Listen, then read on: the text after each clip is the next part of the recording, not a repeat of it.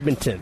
NBA Finals Game 3 tonight in Indianapolis. The series tied at 1 game apiece. Oklahoma City knotted things up with a 123-107 win on Sunday in Game 2 after the Pacers took Game 1 by a 111-110 count last Thursday. Indiana says star Tyrese Halliburton has a minor lower leg injury, but he says he won't be hampered anyway tonight. Head coach Rick Carlisle said, quote, "I know he has some discomfort." The star averaging 15.5 points, 6.5 rebounds, and 6 assists on 50% shooting so far in the series. Indiana hasn't lost 2 in a row since the regular season, games on March the 8th and 10th. Save big when you bundle auto and home, renters, or condo with Progressive. That's the SportsGrid Sports Flash. I'm Chuck Sanders.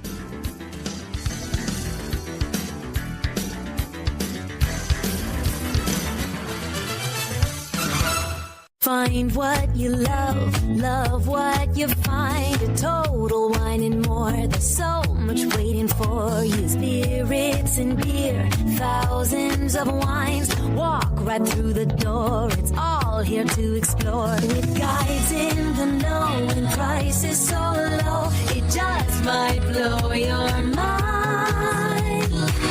You're gonna find what you love and love what you find. Drink responsibly, B21. Pro Paint Days are back at Lowe's, and My Lowe's Pro Rewards members can save even more with limited time deals. Right now, buy one, get one half off. Select HGTV Home by Sherwin-Williams Primer and Ceiling Paint. Plus, get free same-day delivery to your job site when you order by 2 p.m. Offer valid through 6/13, delivery by 8 p.m. Subject to driver availability. Additional terms apply. See Lowe's.com/same-day delivery for details.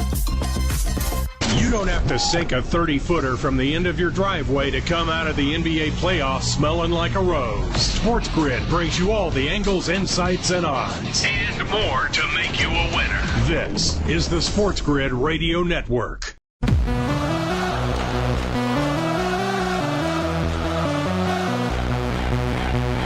The only place in football where the offense is always on the field is on Moneyline. With the two best hosts in radio, Donnie Rightside. If anybody wasn't watching, listen, I don't know what you were doing. And Kevin Walsh. Forget act like you've been there before.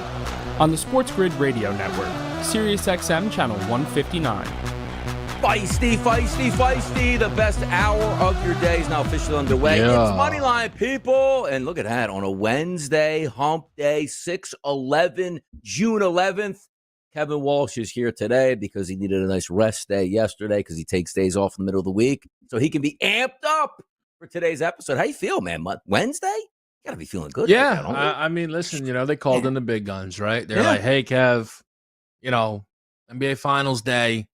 The people are like, please don't, Donnie's just going to break down baseball for 60 minutes. Like, if you could just step in to the batter's box, we'd appreciate it. And I was like, all right, we'll make it happen. And then it's like, you know what? Like, Kev now has to take entire days off for a podcast. And by the way, I heard this is the biggest billing podcast in the history of SportsGrid. Is that true? The hours is unbelievable. No, there's neither of those food are true. Charged. Is that what I heard? Neither Producers of not those paying are true. attention to live content, but paying more attention to tape content. That's what's hearing behind the scenes. I don't think you're hearing that. It certainly wouldn't make sense if you were hearing it. But yeah, the Kevin Walsh Show. Listen, make sure you do subscribe, rate, review, all the good stuff. My best bet for Game 3 was in there first. Same case with Game 1 and Game 2. So I've been trying to didn't even have add a little sweetener in. Yeah, Donnie, right? Get the people over to the podcast. So an episode came out yesterday, so get in there. Now here's a pro move. Like, you sort of tease it, then you forget in the final segment. You don't even give it out and see if the people notice at that point. Like, I listened to the whole thing. You didn't give. Oh, my bad. Here's what it is at this point. But the people in the chat box having fun. A question though here, Steve Engblom, what's going on with Kev's hair? How about that? Yeah, I'm noticing it. Here's the deal.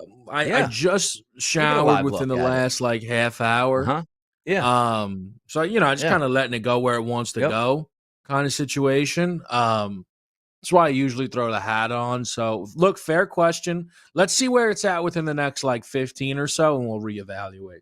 Yeah, somebody else says, when did Kevin get glasses? I agree. When did you get glasses? No, did someone really say that? No. No, that was me. Who like that? Where did? Oh, that was the Lisi comment one time, right? Where he was like, "You got glasses?" It's like you can't It's be good. serious. Always man. hit it there. Yep. It's like, did you know Kevin grew up in Long Island? You know what I mean? It always hits somebody. It's like, did Kevin just get glasses at this point? But everybody's out here as well. By the way, I had a good time here because it's Kristen's out here, Darren, Steve, Jordan, Francisco, Aaron, everybody enjoying themselves. Chat box, SportsGrid on demand.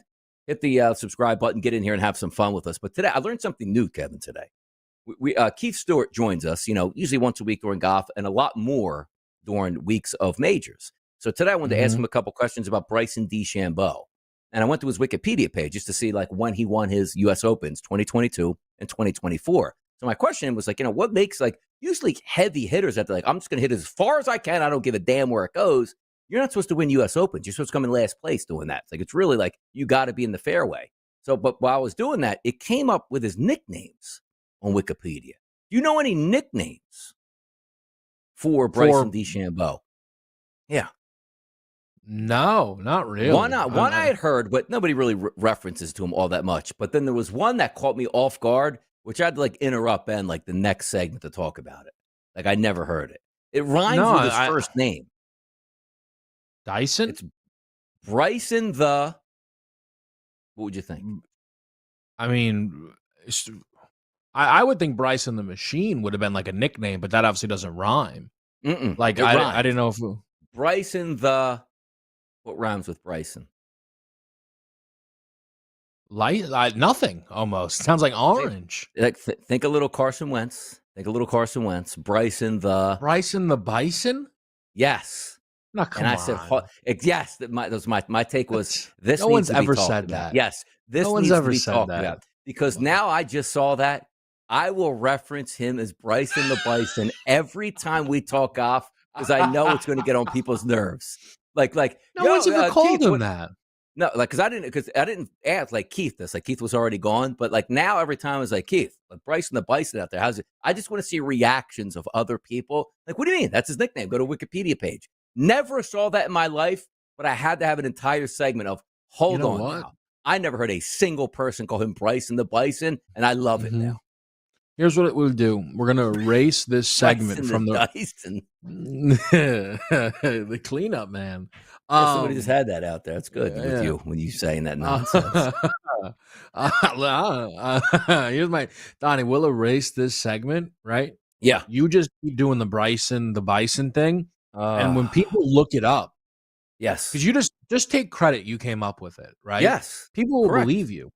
And then when people, if you're look on his Wikipedia, I invented it, and it's there. You're going to get a lot of credit because no one else has credit for it right now. Is my guess. Nobody has any credit. I always like to say, I introduce players great players. Nobody would ever heard of this guy unless I just brought him up a few moments ago. That was a nice shtick from the old early line. But I feel like that that hit so hard when I read that because he was okay, somebody's just making stuff up. But Bryson the Bison, he's just a big hulking golfer out there, which nobody's ever said. And the fact it's on his Wikipedia page. The only thing I think is Bryson has access to his own page. Let me just throw it in there, Bryson the Bison. Remember when Kobe was I'm the Black Mamba? You're not supposed to give yourself a nickname, pal. Somebody's supposed to, no. I want to be Black Mamba, and that's what I'm going to be. Maybe Bryson was you know what? Let's get this thing going. Grassroots effort here. So every time I talk golf, Bryson the Bison is out there, and it's going to I know it's going to drive Ben crazy, but now that's going to get started here.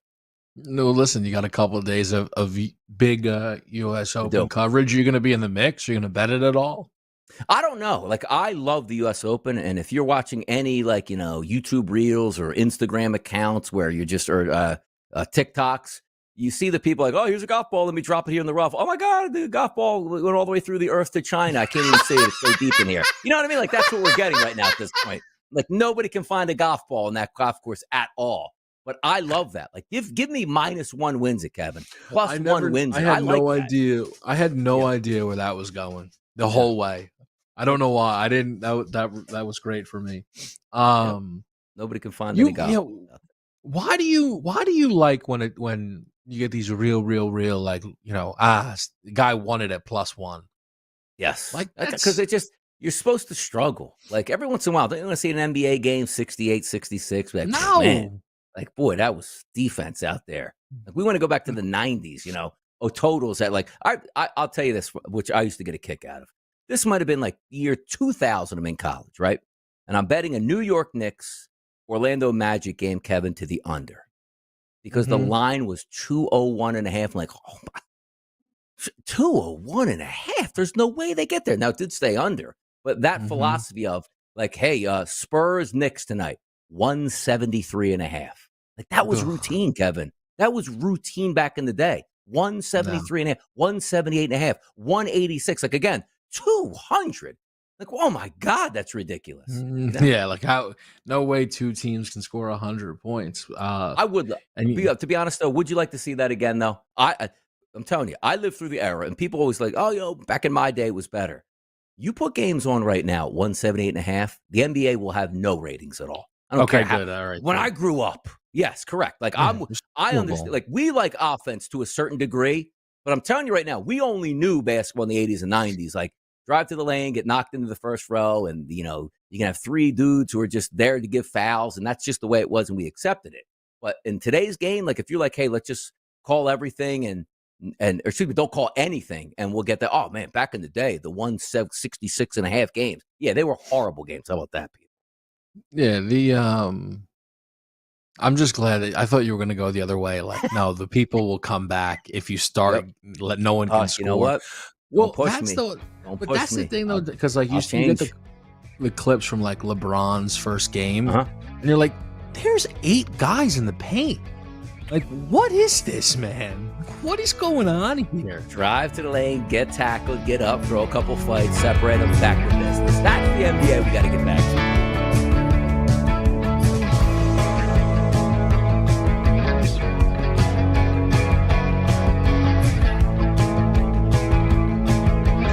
Of summer have returned and taken the field for the great American pastime. You should monetize that. Get the winning edge. This is the SportsGrid Radio Network. With your news flash, I'm Trey Westerberg.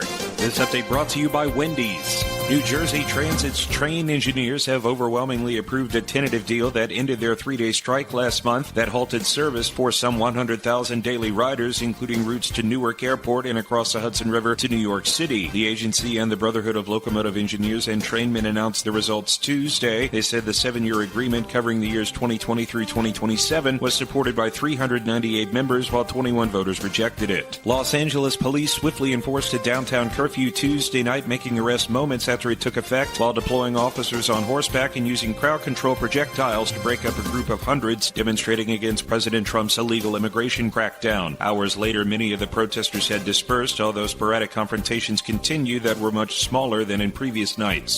I'm Trey Westerberg with your news flash.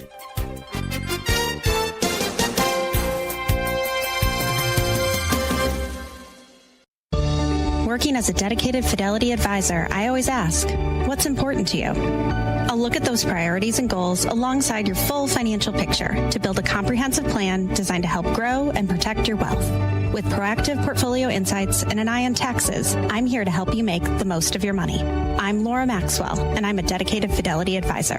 Learn more at fidelity.com/wealth. Investment minimums apply. Fidelity Brokerage Services, LLC, member NYSE, SIPC. Huge news. Right now at Wendy's, you can get a Son of Baconator for just $3. I don't think you understand this situation. The Son of Baconator is only $3 for a limited time. You know, smoked bacon, rich melted cheese. That Son of Baconator is only $3. Thank you to whoever wished upon that star. For bacon that just won't quit, gotta be Wendy's. U.S. price and participation may vary. Prices may be higher in Alaska and Hawaii, not valid in a combo or in third-party. You don't have to sink a 30-footer from the end of your driveway to come out of the NBA playoffs smelling like a rose. SportsGrid brings you all the angles, insights, and odds. And more to make you a winner. This is the SportsGrid Radio Network. Here we go. So these are the topics of the month. We'll get a little Major League Baseball talking, afternoon action today, and some pitchers I do want to fade, and certainly some batters I want to take for some RBI. No thanks to the Reds yesterday. But before we do that, Kevin, a Eagles beat writer, or I should say not even a beat writer, a local sportscaster, I want to say, if you will, John Clark. Yeah. He writes, how cool is this? I'm not going to read you the rest of the tweet. But here is the tweet from A.J. Brown. Need a quarterback in the Philly, New Jersey area for the summer. A real quarterback. Not a fan who thinks they can throw just to hang out with me. A real one. What do you feel? What do you think about that? Now, I'm going to play into this a little bit, but that's like, who would, like, you know what? I used to play a couple years ago in high school. Let me DM them. I got you, bro. I can hit you on that deep out route. I can throw the slant passes. Like, what do you think about that? Like, A.J. Brown is like, I need to practice a little bit here. I don't know if I want to go to the facility, but how about just like somewhere like around, because I think he lives in Haddonfield, New Jersey, like the local football field. You could throw it. Let's get a 45-minute workout in. Who's showing up to that? Tons of people? How's that even happen? Yeah. Okay. This is an all-time explain yourself from A.J. Brown. Good. All right. Yes. So they're going to get out when he gets out of OTAs, right? Yes. Mm-hmm. He wants to have someone that he can throw with. Yes. From the football. He has to just be messing around, though. There's no way he thinks the way to go about this is via Instagram DMs. Yes. Because I love the fact that he's like, you don't just show up and be like you just want to hang out. But like, how is he going to know, right? Like, he's going to make people send him videos, but also, I don't know. Yeah. Or send your credentials. You know what I mean? My thing is, like, the rest of that John Clark tweet, because I now see it. Yep. If Kyle McCord is living local, like, you might as well just throw with Kyle McCord. Yeah. And I feel like A.J. Brown is the type of guy who will see that and be like, never even considered that. Yeah, correct. Like, or he'd be like, who's Kyle McCord?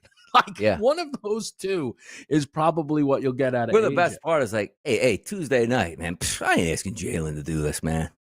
Like, you know what I mean? Like, now, do you know, is Hurts, where's Hurts live? Does he live like in Dallas?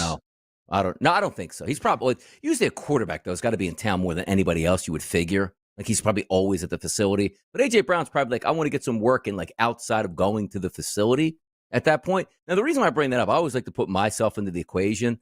This is a real problem for wide receivers, Kevin. Not only just at the pro level, like at all levels. Like, when I came home for summer break, I had my dad throwing me passes, like on a football field.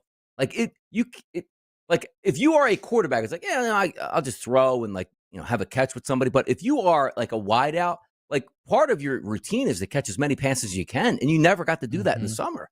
It was like, hey, if I'm up at school, like, there's quarterbacks around and we go have a catch and, hey, meet me here at lunch, or, we're going to work out at 4 to 5 p.m. Those were easy to do. But when you went home, you had nobody to throw you footballs. Like, you're running routes on air, and, like, hopefully you'd go to the local high school field, which wasn't too far away from where I lived, and maybe, like, the high school quarterback would be there. But that's real, though. Like, you need real people throwing you the football. So I get a kick out. I was like, man, I don't want to be running, like, 17-yard outs and, like, the ball's, like, 6 yards short of me. Like, don't play with me is what he's saying.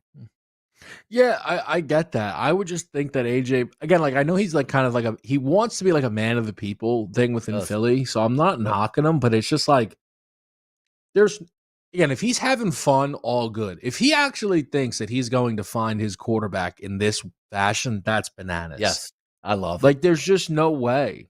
There's no way that he's getting. It's got to be absolutely fantastic at that point. Yeah, it's probably some funny stuff there. Yeah, AJ, the type of guy, too. Remember when his car got stolen? Just goes on like IG is like, look, you got two choices. You bring it back, or number two, you can just catch these hands. Like, now they did find it because, the Eagles have other outlets that they can use that the common man can't. But just the fact is, like, two choices, bring it back, no big deal. Other choice, don't bring it back, catch hands.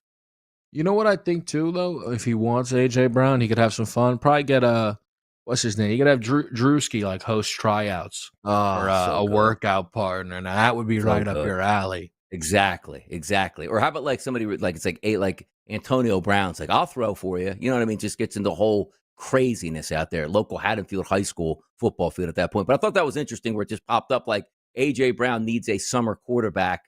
Don't play with me by saying you're a quarterback and then you just want to hang out with me while I work out. Yeah. I'll tell you this. If the Eagles weren't coming off a Super Bowl, though, people would spin it into controversy. Like, man, hates Jalen. Like, he don't even want to throw with Jalen. All this stuff at this point. So OTAs, Kevin, which is a great segue here, happening. You see players not showing up to camp because they want more money. Understandably, right? You got TJ Watt up there with more cash. I know exactly where this is going. I know exactly where this is going. You got Trey Hendrickson, who probably will never play another down in the NFL, and the Browns will love, or the Bengals will love that. You also have a young, which I want to get into as well, player that goes, This organization who drafted me stinks, and I'll put that on record, which I love. But Aaron Rodgers, Kevin, showed up to camp. Like, you know what? OTA's out here. Happy to be here, and I'm a real, private person. I want to talk about anything. Oh, well, wait a second here. Get a ring on there. Mm-hmm. Yeah. A couple months ago, I got married. Who's it to? Don't worry about it.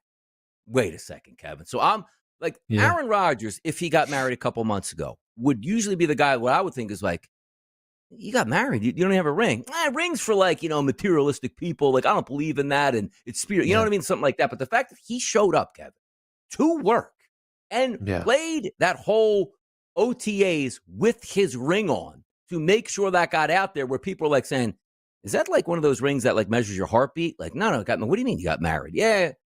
You don't need to know about it. Like, we don't know anything about his girlfriend, his fiance, now his wife. And he's just expect us to believe that, I got a ring on. Leave me alone. Well, this guy's out of his mind, man. He is. You're 100% right. By the way, I actually thought you were going to go to the Shamar thing, but the Rodgers thing is also. Oh, yeah. Yeah, I know. Here's the thing. It's perfectly said by you. Hey, man, don't ask no questions. Why are you wearing the ring? You're not going to wear it in the game. Like, what are you doing, I think man? David Carr did used to wear his, though. Did Derek Carr also? Those two? I mean, at Loon, Derek Carr probably. Yes. That guy was yes. One of those brothers did wear it, like, during the game. But, like, because I showed Ben, like, look, Ben, like, I have a ring on. Like, I'm married, but I'm not playing a sport. The fact that I'm going to be private and I'm going to wear that. Like, what are we doing? Yeah, the Carr brothers were wild out there, man. Wow. Team for those two.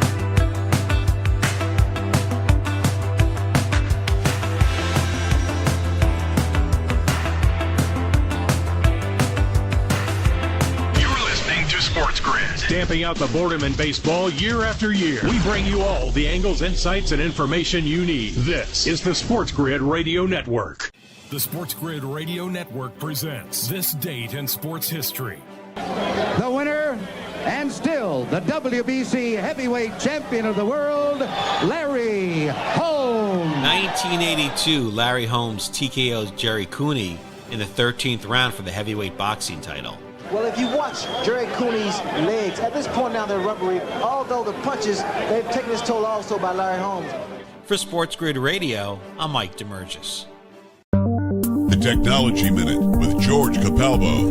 New University of Geneva research suggests AI better at understanding human emotional intelligence than most humans. Is this Tech Minute about something serious, or are you just really, really good at pretending? No, 6 generative AIs actually tested 30% better than humans on standard emotional intelligence tests. If nothing else, I'm really good at creative guessing. Even wilder, AI generated new emotional intelligence tests from originals as useful as the ones humans took years to develop. It's like a party where I know everyone but don't remember their name. Meaning AI might replace human psychologists, but only when supervised by humans.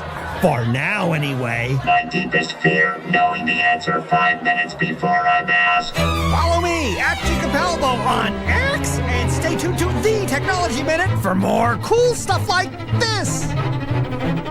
The early line. So if your move is, well, maybe we'll get rid of Ozuna, that doesn't help your pitching staff. That doesn't help the bullpen. That doesn't help that dead lineup with players like Matt Olson who really need to step up and aren't doing that here. We thought they were going to get a shot in there. Hey, look, playing better baseball. Strider's back. Acuna's back. It's going the opposite direction, which is something I don't think anybody saw coming. It's the early line with Ben Stevens and Donnie Rightside. Weekdays, 8 a.m. Eastern, 5 Pacific on the SportsGrid Radio Network.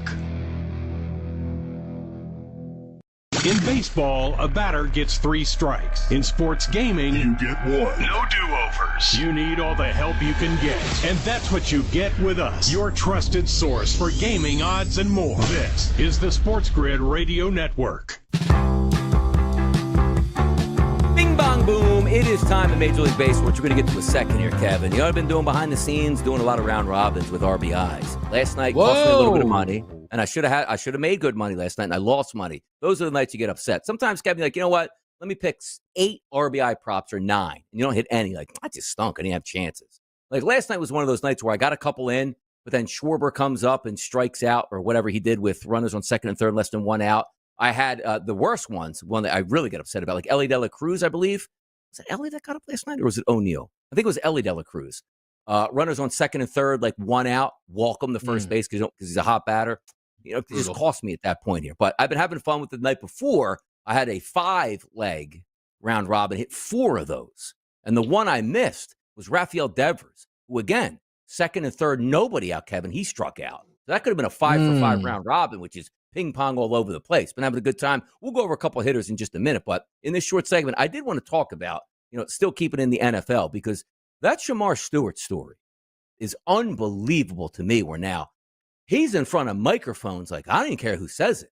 Like, almost like, how did I get drafted into this? Like, I'm a first-round draft pick. Like, we're supposed to be family already at this point with a structured contract that everybody gets. And now you're just messing with me on language that basically says, after 2 or 3 years, Kevin, if I'm not that good, we can come get some of your signing bonus if I get cut. Or worse off, like the offset language on like an injury that you would fight with. Like, yeah, we hurt the Achilles and, that's just what happens. And we don't have to pay you that guaranteed money in your 4th or 5th year at this point. Where now he's just open about like saying, I'm showing up to practice. I should be out there, but this bozo organization isn't letting me out there. And man, it just puts log after log on the fire for me for how inept that organization Cincinnati is. It's one of the all-time 4 Donnie stories I've ever seen, because how this is even happening is beyond me, right?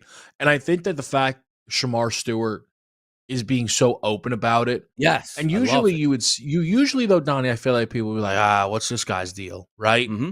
But it's the Bengals. So you're not getting that at all. Nobody right now, at least from what I can tell, the public perception does not appear to be Shamar Stewart is difficult to deal with. Right. Mm-hmm. Now, I ask you this and you'll obviously understand. Do you actually know what the disagreement between them is, or are we doing kind of the assumption right now? Because admittedly, I have not looked heavily into language offset. What's it's going a language on offset. Right now. Yes, it means if we have to cut you for almost any reason, even if it's injury or you stink, we might not have to pick up either your 5th year, which again, everybody's contract is guaranteed in the first round. You know what I mean? Yeah. So it's one of those where they're just playing hardball for no reason. I could see it, Kevin, if it was like, man, they put a stipulation in there. If I smoke crack and test positive for it, like I don't get my money. It's like, well, you're not going to win public, perception with something like that. But the fact that he's like, I'm just asking to sign a normal contract that nobody else gets this language. Now, other teams might have played hardball with their athletes, whatever, but it just feels like, like this kid comes into an equation is like, and he's saying, because I think you're right about this, why he's being so candid, because he was like, look, man, my agent's trying to get one over on the Bengals. Like, they're always so cheap. I'm actually going to press for more than what everybody else gets. And now he's just comfortable, Kevin, sitting in front of Mike going like, I'm not asking for anything other than just don't cut my legs out when we're supposed to be a partnership here at this point. It's the offset language. Again, as of like in year number 3, if I blow my knee out, it's like, well, we don't have to pay you the rest of your guarantee. Like something so stupid like that, which would never come into play, which they're putting in language there. And I'll say this, like Trey Hendrickson, here's what, I laugh about this. He wants a new contract. They don't want to give it to him. So Trey Hendrickson, like, well, the only option I have is I'm not showing up. So then they do the math based on the CBA. And okay, if you miss this weekend's OTAs, Kevin, it's a $100,000 fine. So then the Bengals go like, Hendrickson's not going to show up. We don't care. But we're going to get $100,000 in a fine. Let's go out to dinner, boys. That is a weekend job well done at this point. And hopefully he doesn't show up for the next OTAs. And then he doesn't show up for training camp. We might be able to get like $4 million back on this guy. This is awesome. And if he doesn't play the season, we'll just recoup some of the signing bonus that he had previously. We might be in for $10 million on this guy. It's like, wait a second. Don't you want your best player on the field playing football so you can win championships? No, we want to make more money. Like, that's just what it sounds like, Kevin, to me. It's unbelievable with that team. It's really insane, too, because this is a football team that is priced as one of the very best in the league. They have certainly 10 odds to win a Super Bowl. I know that for sure. Top 5 odds to. There you go. I mean, yeah. And yes, a lot of that is tied to Joe Burrow, but listen, it's early out, right? Like DRS, I know, just like me, you're not like, oh, I can't give you my who's going to win the North, who's going to win the South yet, but like. I'd like to think that I'll expect Cincinnati to have a good season, but then you see all this stuff, and it's like, that defense can't afford to not have Hendrickson and the first-round pick that was supposed to replace him. You can't start every season with questions, and they keep doing it, and they should have answers, and they don't.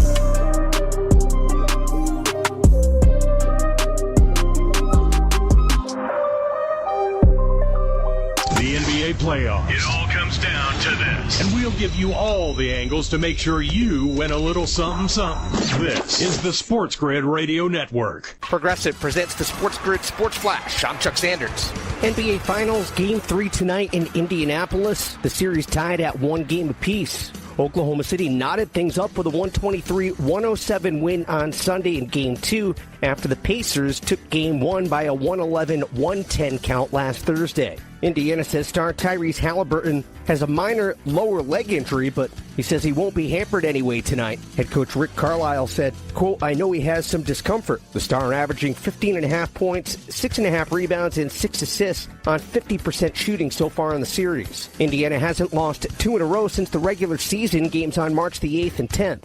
Stanley Cup Final, Game 4 tomorrow night in Florida. The Panthers up 2-1 on Edmonton. Save big when you bundle auto and home, renters, or condo with Progressive. That's the SportsGrid Sports Flash. I'm Chuck Sanders.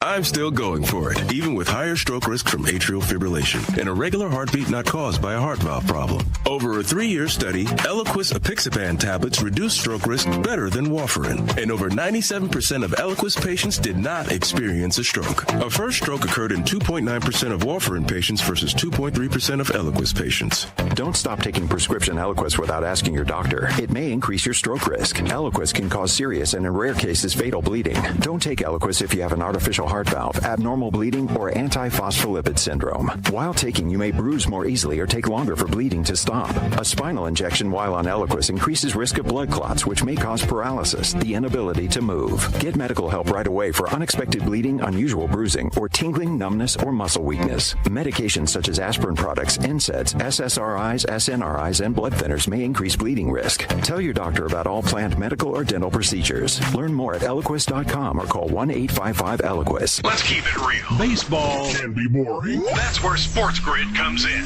Nothing livens up those 9 innings like sports gaming. You might experience something you've never felt in a baseball game, a quickened pulse. This is the SportsGrid Radio Network. We got some high X-Fips on the card today, Kevin. Eric Lauer, Jack Leiter, Logan Allen, Kyle Hendricks, Randy Vasquez, Casey Mize, Eduardo Rodriguez, Bailey Falter, Walker Buehler, Ryan Gusto, and J.P. Sears. How you feel about that? I feel good about it. I promise we're going to get into the baseball for everybody. Yes. I'm going to largely lay out. One thing, though, I think it's just kind of Donnie style. Shams announced that Jaylen Brown underwent surgery on his right knee. Yes. Now, why would that be Donnie style? Because whenever I see something like that, I think about the Shaq stories. Yes. Like, surgery in the summer. There's one out here. What are you talking about, dude? Like, I gotta celebrate. I'll get surgery and I'll miss the first couple games. Yes. And I almost now, Donnie, under that prism, I'm like, all right, so Jaylen Brown, at minimum, wants to win next season.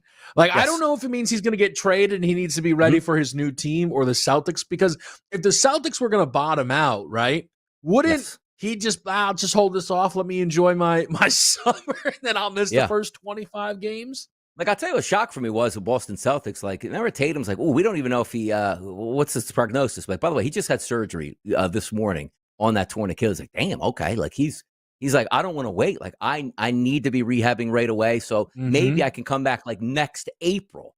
But then again, you get the Darius Garland story, which I banged on yesterday the entire time because I get a kick out of. Like, they got eliminated a month ago. And the guy's like, all right, now I'll get surgery. And Kevin, it's not even surgery. It's like, all right, it's going to be 3 to 4 weeks. You'll be out, then you can get going. It's like, no, he might be out 5 months. So I was like, let me do the math here. Like, you get eliminated, you wait 3 days to get surgery, you're back for camp in the regular season, but you're going to wait an entire month, then get surgery. Be like, see you in December, guys. Like, the NBA rules of engagement between players and what they want is, you're right. The Shaq ones were, and Shaq would play it off like, that's what the organization wanted because they know they don't want to use me in the regular season. Like, no, like Shaq was like, my big toe, I can't walk, but I need to be out and about on vacation. September 30th, when we show up to training camp, I am going to have surgery that day. It's like, only in the NBA can this absolutely happen at this point. Can you imagine, Kevin, in football? Like, hey, look, I hate training camp. And Peyton Manning back in the day was like, my knee hurts. I'm going to get arthroscopic knee surgery August 14th in hopes that in 3 to 4 weeks, I'll be ready for week number 1. If not, I'll see you week number 3. It's like, no. Like the minute you're done that season, like you are going in like a car wash. We're going to amputate your left arm, put it back on, change out your right arm, change out your left knee. Yeah. All right, no off season for you because you got to get ready for game number 1. But Darius Garland one just make me laugh. It's like, brother, like I got so many plans after the season is over. I'll get my surgery when I get it. Honestly, it's a great call by you. That kind of snuck by me because that was the same toe injury, Donnie, that cost him games against Miami. Yes. Right? Correct. So you would think he would be like rushing to get that fixed. He must have been like, look, man, that was a tough season. Nobody talked to me for a month. All right. Like, you're not wrong about that. Why in the world was that not? I mean, clearly, Donnie, he needed surgery during the season and gutted the whole thing out. So why? Meanwhile, Jason Tatum was under the knife. I think there might have been still seconds left on the clock in the Knicks Celtics game. Yes, his Achilles was still flopping around by the time they got in. It's like, damn, this is a fresh injury. What the hell's going on here? Never seen this before. Because so many times now we watch the ACL injury. It used to be like now it's actually proven like you're going to blow your knee out. We got to wait for the swelling to go down. You actually rehab it for a little bit, then you get surgery because you come out better on the opposite end. But it's like now the opposite on some things. Like, hey man, should have got that surgery 2 days after, like, or even like, hey, you know what? Our season ended on a Wednesday. Give me this long weekend. Monday, set up the surgery. Like, brother, call me in a month. I'm going to Ibiza. I'm going to Cancun. I got Hawaii plans. I got 2 weddings I got to attend. Then I'll get it done and be like, all right. And also, it's an injury, Kevin. It's not like, hey, you're back on your feet. Like, you're not going to get any basketball work in this summer. Like, you're going to start your basketball work like in camp. Wow. Good luck to you. The other angle is the Cavs season ended disappointing fashion. And some of that was Garland being injured. And he's like, they're going to try and trade me. Not if I'm not if I'm a little less valuable due to a broken toe. Let's hold off on this surgery. Good negotiating tactic by DG.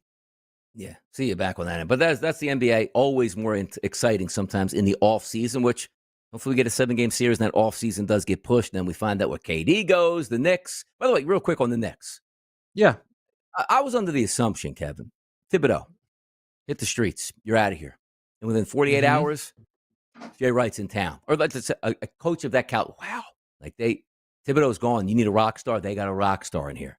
And now it feels like the Knicks are like, all right, let's fire Tibbs. Everybody's going to want to be our coach. Put the feelers out. Oh, no, nobody wants to be our coach. How do you feel about that Knicks transition right now where they're just asking coaches who are under contract with other teams, do you want to coach for us? Madness in the NBA. Yeah, I think it's surprising that we just don't see it a lot, right? Like it's a really normal thing in college. It's an abnormal thing in the pros. Yeah. I can't knock them for trying, right? My thing is I still kind of think the answer is going to end up being Johnny Bryant. Like, to me, I think maybe the odd part of it, Donnie, is you don't want it to, like Shams last night is like, the Knicks were just denied permission to interview the Rockets coach and the Timberwolves coach. And they haven't asked yet on Jason Kidd, but they'll be denied too. And it's like, well, considering 7 days ago, I was told all those guys are interested. What do you mean they haven't asked the Mavericks yet? Like, that doesn't make any sense. That's not adding up at all. No. And also, like, again, if they're just going to hire Johnny Bryant, like if you are Johnny Bryant, it's not the best feeling that like they're running around. It reminds me a little bit, Donnie, of Mark Pope in Kentucky, right? Mm-hmm. Where ultimately for Mark Pope, they made the bad decision. No, they made a great decision. Don't get me wrong here, but it was a little weird where it was like Mark Pope's like, and he embraced it all. He's like, I'm so happy to be back. It's all good. But I would still think, I'm sure there's a part of his brain who's like Hurley, Scott Drew. Yep. I think there was like a third. I don't remember who. I think there was like a third big name they Probably went Bob after. Huggins. I don't know if it was Bob Huggins. Yeah. But then they landed on Pope. And if you're Johnny Bryant, like ultimately getting the Knicks job is the, highlight of your entire basketball life. But I do wonder if there's a part of him that's like, all right, hopefully Jason Kidd or the Mavericks say no, so I can just get this job. It's interesting. I still think it's going to be Johnny Bryant.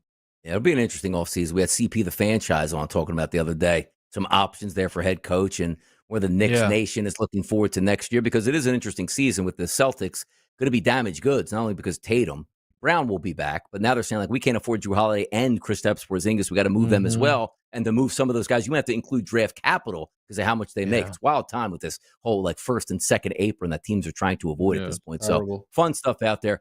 Kevin, baseball, one game this afternoon, right? 105, it's the Phillies and the Cubs. Phillies are in a really bad way right now. They just can't hit, and usually not with power. Yesterday, they scored 4 runs, actually got a home run from Max Kepler, but they didn't do enough. Their bullpen gave way. It's a sign of the times for them.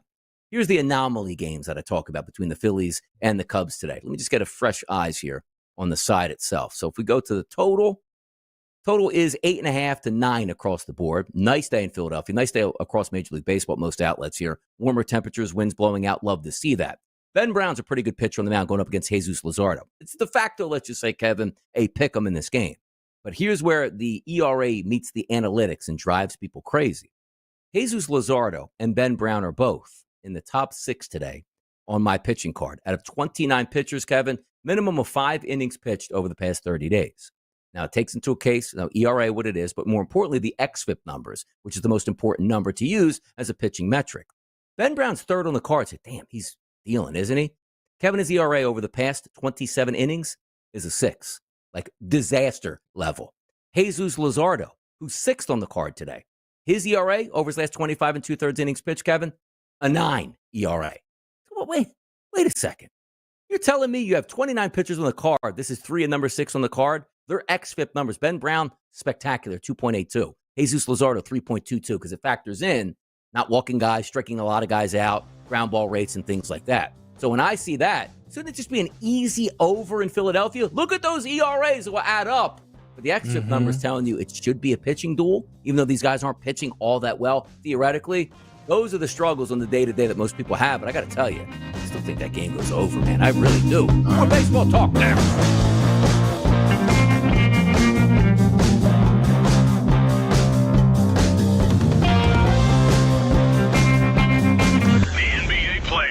By the end, you might not have a ring on your finger. Stay tuned and you'll have a little something in your pocket. This is the SportsGrid Radio Network. Progressive presents the SportsGrid Sports Flash. I'm Chuck Sanders. At a convention of college athletic administrators in Orlando, Florida on Tuesday, NCAA President Charlie Baker said the recent multi-billion-dollar House settlement approval creates, quote, a far better future for the organization, one that comes with choices instead of bankruptcy. As a result of the settlement, the NCAA will pay nearly $2.8 billion back in damages over the next 10 years to athletes who competed in college at any time from 2016 through the present. College teams are now permitted to pay athletes up to $20.5 million in revenue sharing starting with the 2025-2026 season. The New York Knicks requested permission to speak to Rockets coach Ime Udoka and Timberwolves coach Chris Finch for their open head coaching positions, but were denied. The Knicks are looking for a new head coach after firing Tom Thibodeau last week. Save big when you bundle auto and home, renters, or condo with Progressive. That's the SportsGrid Sports Flash. I'm Chuck Sanders.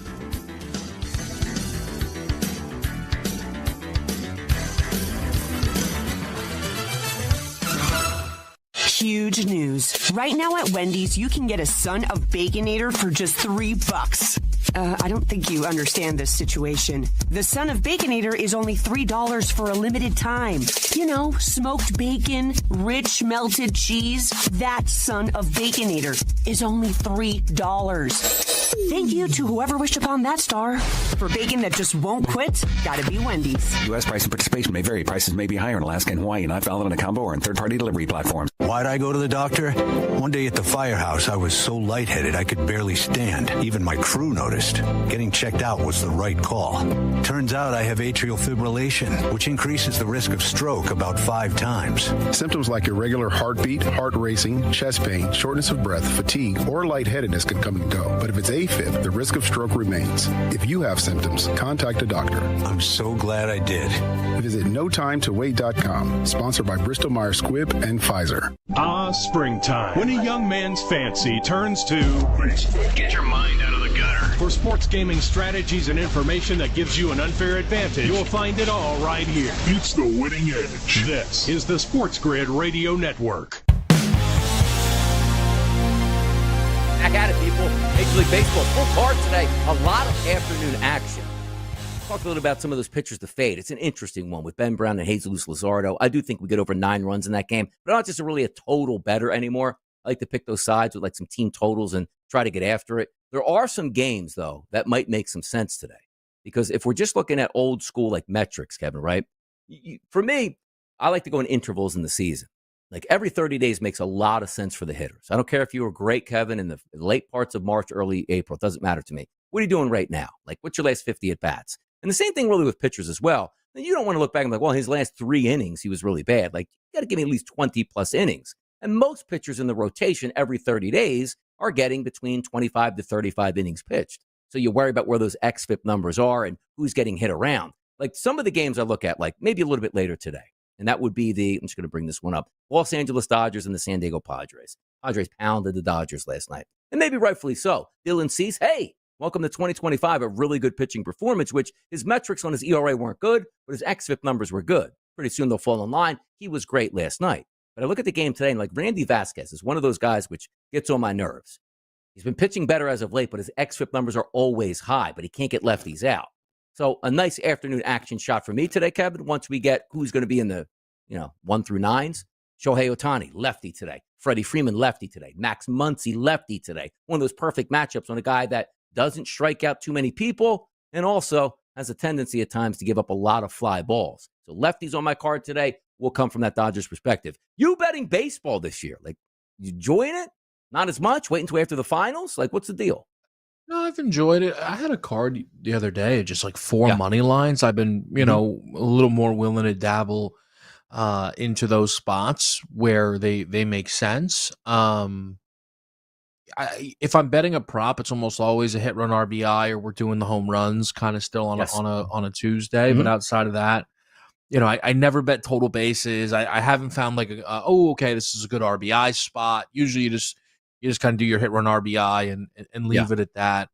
But yeah, I've enjoyed watching the baseball, betting the baseball.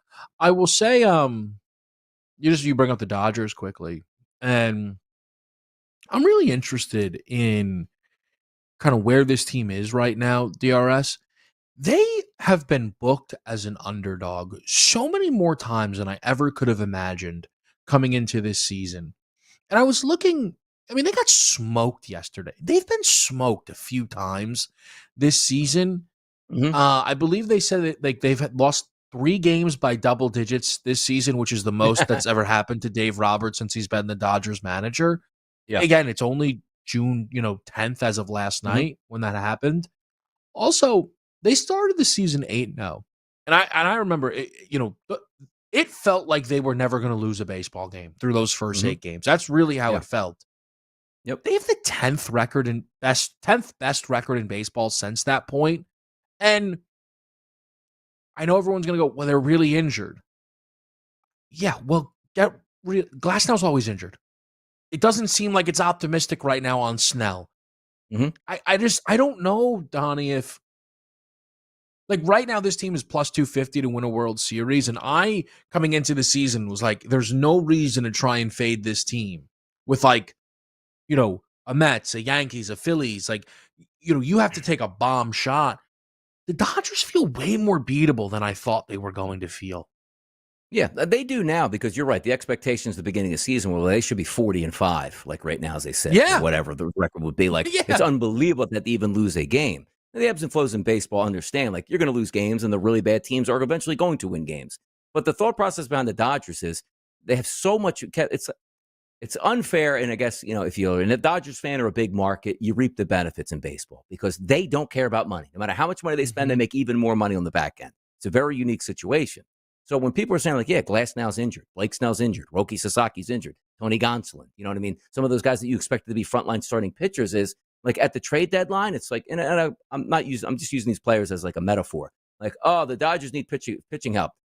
They just got Sale and Zach Wheeler at the trade deadline. Like, wait a second. Yeah. That doesn't make, well, that's what the Dodgers do. They have more prospects than anybody and more money, where we're saying, well, if I do get Glasnow back and Snell back, they're probably still going to add like a healthy Garrett Cole to their roster at the break when somebody's given up and saying, we can't make it and this guy's going to make a lot of money. That's why the Dodgers have taken so much money, but the expectations at the Dodgers at the deadline, like, this is a team that people forget about, Kevin. They had Trey Turner. Like, they had Max Scherzer. Like, they had Manny Machado on the Dodgers. Manny Machado. Wait a minute. Do you see what I mean? Like, it doesn't matter. Like, they don't care about the next year. Like, oh, if we bring Machado, can we? No, just make the deal, because we have 17 more 20-star prospects at single A and double A that we can use next year. Spend all the way into oblivion. That's the question mark. It's not like the Dodgers you see now. What the Dodgers do you see after the trade deadline when they got an all-star pitcher, an all-star bullpen, and just for, giggles, we just added an MVP candidate to our infield that we can't even technically use, but we'll fit him in there.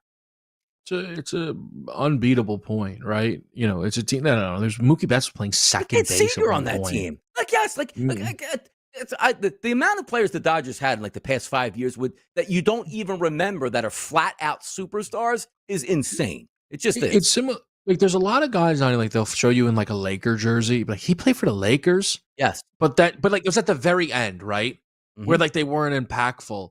Right. Trey Turner is in his prime. Corey Seager won a World Series MVP for a different team. Machado's going to go down as one of the greatest Padres of all time. Legitimately, that is the trajectory of Manny Machado. So it's a really good point, and that's why I'm not trying to say that the Dodgers can't win a World Series. That would be ridiculous.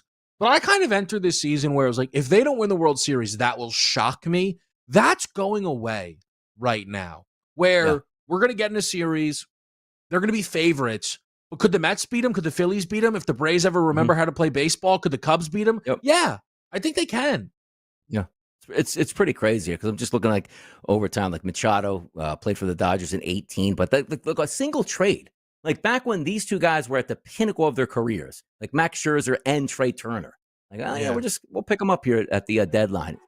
It's unbelievable how things work out that way. But it is the Dodgers, and they're not playing great baseball, but it's not about what baseball you're playing on the 11th of June. It's at the trade deadline. How you shaping up for that stretch run? And Shohei Ohtani probably going to start pitching too. Away they go, people. Right here on Moneyline.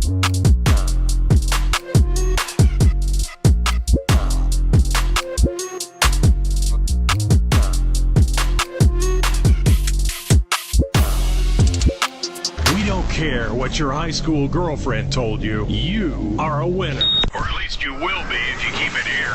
This is the SportsGrid Radio Network. The new SportsGrid app is now available on iOS and the App Store. Experience the ultimate sports betting companion that provides personalized content from your favorite hosts. In-depth matchup previews, game and prop picks, live odds, stats, scores, and more. All in one place. And of course, on the SportsGrid app, you can tune into our live television and radio coverage anytime. On the go, wherever you are. Download the SportsGrid app on the iOS App Store now. It's smarter to be on SportsGrid.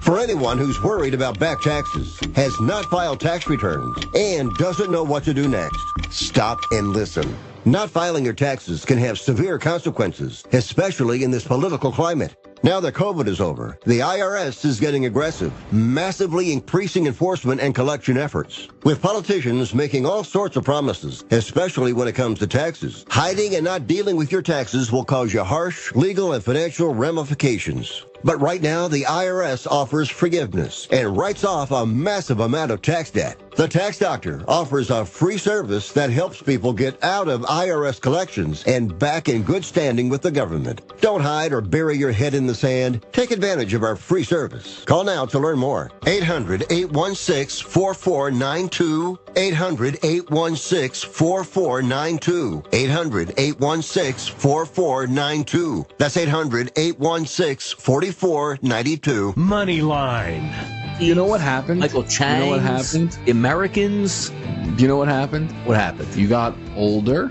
Nah. You have less time, but your desire to push buttons never went away. Mm-hmm. So you went, well, I'm not watching the tennis. I'll make everybody else who watches the tennis feel a little weird about it. Catch Moneyline with Donnie Rightside and Kevin Walsh. Weekdays, 11 a.m. Eastern, 8 Pacific. On the SportsGrid Radio Network. If you want to be an alpha, you've got to get the winning edge. It's kind of a necessary ingredient if you want to lead the pack. So mark your territory with the winning edge. You're in the big leagues. This is the SportsGrid Radio Network. Missiles to the moon. Every time I see the Yankees, hey, the Yankees are up 2-0. The only thing about one thing is Judge just went yard again. And usually you check the box. Like, wait, he just did go yard at this point right now. He's been nothing short of phenomenal. He went 2 of 5 last night, Kevin. RBIs, dinger, 396 on the season in June for a power hitter. We're always led to believe, like, outside of like the 1950s, 60s, and 70s, hey, man, that power hitter's hitting 320 with 30 jacks. Like, that's pretty impressive. Those numbers are gone because the players are taught and paid accordingly. Don't worry about 2 strikes. You swing the same with 2 strikes as you do with 1 strike, and you might strike out 5 more times, but one of those 5 times, you're going to catch one and put it in the seats. So non-productive out, non-productive out, non-productive out, non-productive out. Oh, home run, they'll take that. Oh, what's your batting average? 210, but I hit 40 bombs. Oh, that guy's a great hitter, Major League Baseball. Like, that's what we're led to believe. So the fact that Aaron Judge is being selectively pitched to as really the only big name. Oh, well, Paul Goldschmidt. Stop it with Paul Goldschmidt at this time. Ben Rice. Stop Ben Rice. Well, Volpe, man. If I don't stop it. And Bellinger. Yeah, Bellinger was fantastic last year. What, he hit 210, it felt like, over his past 5 years in the Major League Baseball. Now he's starting to be a little bit more effective as Judge is there. But for a guy that's pitched so selectively, who is a power hitter with the ability to hit with power and average, this is his, like, he was an MVP. I don't care what his home runs actually wind up to be, which are going to be astronomical. This is the best I've ever seen a Major League Baseball hitter since it feels like Barry Bonds. Honestly, the way he's 396 in June with power, come on now. I'm obsessed with it, and it's not because I'm a Yankee fan. It's stunning. It's staggering what is going on. If the Yankees are up 2-0 in the first inning, it's because he hit a home run. Correct. Like, every single time, you can guarantee that that's what happened. It feels like, at least. And I think this is the thing.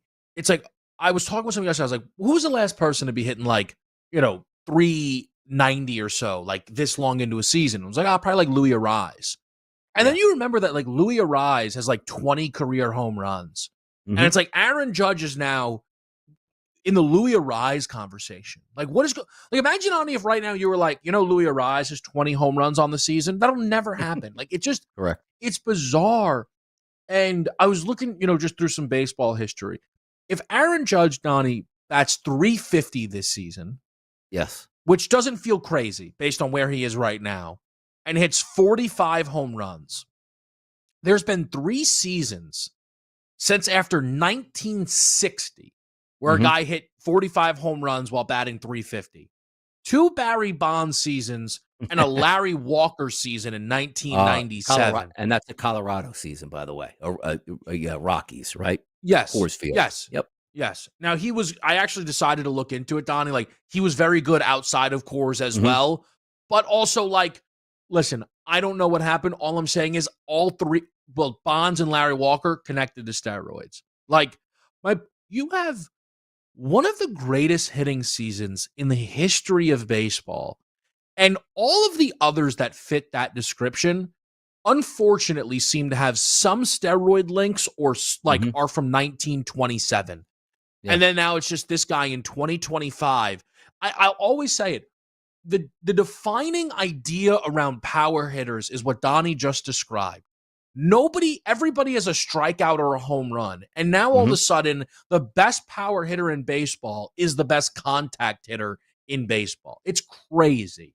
Remember how long Joey Gallo stood around here? I was like, hey, man, guy's going to hit 190 with 38 dingers. Absolutely. Like, I'm going to go 1 for 10, but that one hit is going to be a home run. You might have second and third repeatedly. I'll strike out nonstop, but I'm going to get paid good money and stick around because 1 out of every 10 times I get to the plate, I'm going to just get a home run, and we'll all deal with that at this point. And also, his weighted runs created plus this year is 247. Just to put into, like, what the second place guy is in Major League Baseball is 182. And that's Cal Raleigh, who has 26 bombs on the season. Did I see that right? Where's that home run? Yeah, 26 home runs. Yeah. Cal Raleigh, who's having the most prolific home run catcher season. And, I mean, it's, I don't know. I think it's one of the most. What do you think, Donnie, his batting averages finishes up this season, Judge? I don't think he's hitting 400, obviously. No, he's not. He's not. I'm going to, because he's got enough at bats now, because the fluctuation starts to change as the season goes on, right? Like, at the end of the year, you'll see him go 4 for 5, and let's just say he's hitting 360. Oh, now he's hitting 362. Like, wait a second, he's got 4 base hits out of 5 times. Like, then that's a good sign for him, because baseball players always get nervous. And like, April's like, I better be hitting 330 by the time I get out of April, because if I'm hitting 220, that's hard to recover from. So let's just say at the All-Star break, he's hitting 380. Is it crazy to think that he hits 350 plus on this? Like, a power hitting 350 plus. It doesn't compute at all. It doesn't. That'll do it for the show, man. Baseball talking on Wednesday. Kevin, Donnie, JP, we're out of here.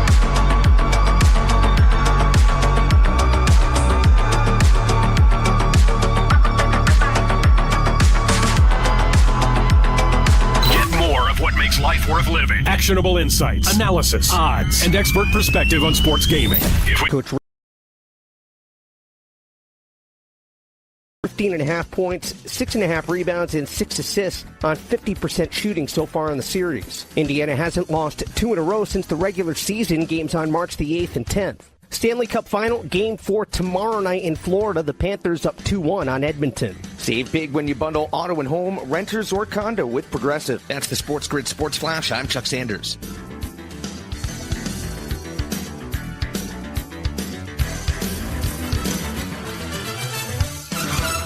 I'm still going for it, even with higher stroke risk from atrial fibrillation, an irregular heartbeat not caused by a heart valve problem. Over a 3-year study, Eliquis apixaban tablets reduce stroke risk better than warfarin, and over 97% of Eliquis patients did not experience a stroke. A first stroke occurred in 2.9% of warfarin patients versus 2.3% of Eliquis patients. Don't stop taking prescription Eliquis without asking your doctor. It may increase your stroke risk. Eliquis can cause serious and in rare cases fatal bleeding. Don't take Eliquis if you have an artificial heart valve, abnormal bleeding, or antiphospholipid syndrome. While taking, you may bruise more easily or take longer for bleeding to stop. A spinal injection while on Eliquis increases risk of blood clots, which may cause paralysis, the inability to move. Get medical help right away for unexpected bleeding, unusual bruising, or tingling, numbness, or muscle weakness. Medications such as aspirin products, NSAIDs, SSRIs, SNRIs, and blood thinners may increase bleeding risk. Tell your doctor about all planned medical or dental procedures. Learn more at Eliquis.com or call 1-855-ELIQUIS. If you want to be an alpha, you've got to get the winning edge. It's kind of a necessary ingredient if you want to lead the pack. So mark your territory with the winning edge. You're in the big leagues. This is the SportsGrid Radio Network. You're listening to Football Full Circle with Joe Lisi and Ben Stevens. Live right here on Football Full Circle. It is FFC. He is the mastermind of the pigskin. That is Joe Lisi. I am Ben Stevens. Yesterday when we were live on FFC, it was the start of mandatory minicamp all around the National Football League in all 32 spots around the NFL. We basically brought you the early notion that we had. Who was there, who was not. But man, did Tuesday get so much more interesting to break down on this Wednesday on FFC. After practice played out and players met with the media to discuss the biggest stories for their team, them individually, and of course, the franchise moving forward this offseason. We saw Aaron Rodgers for the first time in a Steelers practice uniform on the turf there in the Steel City. He's married now. We'll discuss all of that. We heard from Bengals rookie Shamar Stewart as he continues to try to get his contract done and is not participating. Maybe not the most experienced in the NFL, but a lot to say. Kirk Cousins was at camp for the Falcons. Stephon Diggs back for the Patriots. Oh, so much to break down, Lisi Guy, over this next hour up until 1 p.m. Eastern. And those were the notable names, right? And then we had reports that came out this morning that the Cleveland Browns said both Shedeur Sanders and Dylan Gabriel will not make it past the end of training camp, which obviously is a huge head scratcher. And like, what are you doing in regards to the organization? So, Aaron Rodgers, it's all about Aaron. We know that he's back in camp. We know about the situation, and we discussed it yesterday with TJ Watt. He's married now. I'm sure that, he loves the headlines, and that's what he wants everybody to, talk about here. But the main storyline for Aaron Rodgers and the Steelers as a whole is, can this group compete for an AFC championship? Nobody's happy that Aaron Rodgers is in training camp. They want him to play at an elite level. Can he do that? And that's the main question that has to be answered. But for training camp a whole, this is what you want to see. You want to see star players come out, be notable, be productive on the football field. Some can do it and some can't. Yeah, absolutely so, Joe. This is the start of really that later portion of the offseason. We saw voluntary OTAs the last few weeks in the NFL sporadically, right? each organization on its own timeline, depending on the tenure of their head coach, basically. Rookie head coaches, first-year head coaches in that franchise could have been out there a little bit earlier on. This is the final part of the early offseason program. Then they go into summer break, and then, of course, in about a month and a half, we report for training camp all around the NFL. The big story of the day, Aaron Rodgers undergoing his first practice as a Pittsburgh Steeler. And, Joe, when he showed up to the Steel City on Saturday to Pittsburgh's facility to sign that one-year contract, you noticed his left hand. It had a certain ring on that ring finger. And then yesterday on the practice field, even tossing that old pigskin around, still had the wedding band on that left ring finger. So asked afterward about that very thing, Aaron Rodgers said, yep, I'm married. When? A couple of months ago. Aaron Rodgers, always so coy and so sly, thinking he had the best secret in the National Football League. Where would his future home be? It's with the Pittsburgh Steelers. Joe, there is so much notoriety and attention paid to this guy. He is one of the great quarterbacks we have ever seen in the modern era of the sport. But in year number 21, at the age of 41, now with the Pittsburgh Steelers, you just saw him out there for the first time on the practice field yesterday. What's the vibe you get out of this Steelers team? Again, middle of the road right now. I mean, I would much rather take a wait-and-see approach and see how they perform in the month of September before buying all in and saying Aaron Rodgers is the savior of the organization. And dedication is the key, right? And it's ironic that he gets married. Obviously, he'll be dedicated to his partner, whoever that is, in regards to the rest of his life. But the dedication to the organization, the dedication to the New York Jets was not there. We didn't see him buy all in. We didn't see him buy in with those young wide receivers. Now, all of a sudden, he's kumbaya with DK Metcalf, you know? We'll see. I mean, that he is dedication. Yeah, Aaron, you're dedicated, man. Good job. Let's see how long that lasts. You know? I think that is the best take on Aaron Rodgers getting married that you will see around the sports media universe. If he can dedicate himself to an individual who is rumored to be named Brittany, then might he do the same in this one-year deal with the Steelers? I am sure Aaron and his spouse, Brittany, hoping for a longer marriage than a one-year deal. We shall see. But, Joe, it is interesting, right? Because on paper, right, at least on the practice field right now, Aaron Rodgers is a benefit, is an increase, is better than that of Mason Rudolph. But as we have said so many times, either before Aaron Rodgers signed, but with the largest elephant in the room of this NFL offseason, that he would more than likely end up with the Steelers, or since it became official last week. We do not expect this to change the outlook overwhelmingly so for Pittsburgh. Could they have a winning record? Heck, could they even make a playoff appearance? Sure. Do they elevate the ceiling beyond that? Now with Aaron Rodgers in the quarterback room, I'm not so sure. Aaron Rodgers was asked about how he has found Pittsburgh in his first few days there in the facility. He was asked why he still wants to do it, right? And he talked about this not being for his ego, but for his soul. The ability to still play football at the highest level and make an impact for the Steelers. Again, all of this is good right now. All of this is fine right now. That is the benefit of mandatory minicamp. It's all optimism, or at least it should be. You got the guys in shorts on the practice field, working out together, putting in the basics to set the table for a new season. What happens on June 10th is very different than what happens on September 10th, October 10th, November 10th. That's when all of this kumbaya nature and all that is said to the media after practice, that's when things are taken, of course, Joe, in a very, very different context. Yeah, and when you hear him say he wants to play for his soul, it's an individual sort of self-fulfillment, right? And he's got one Super Bowl, and you can make the argument, you know, he's the greatest quarterback to only have one Super Bowl under his resume. He could have had multiple Super Bowls, right? Sort of similar to his predecessor in Brett Favre. The physical attributes are there, but for some reason, the chemistry or the team couldn't pull them over the hump to get number 2 and number 3, respectively. And let's just use plug and play, Ben. We talk about upgrade, right, from Mason Rudolph. But if you're plugging and playing Mason Rudolph to Joe Burrow, Mason Rudolph to Pat Mahomes, Mason Rudolph to Josh Allen, Mason Rudolph to Jalen Hurts. You're talking about a huge jump with those quarterbacks if they were to be replaced or replace Mason Rudolph. Aaron Rodgers isn't that type of bump. He was 10, 12 years ago, and that's the hope is that, if we could just catch this at 40 years old, maybe we have something. But that's like it's 30 to the yes and 70 to the no as we enter training camp. Again, with all this notoriety, with all the attention on the Steel City yesterday and in the past few, and guys like us continuing to talk about Pittsburgh's outlook for 2025, has it changed the number? Has it changed the overview for this upcoming season?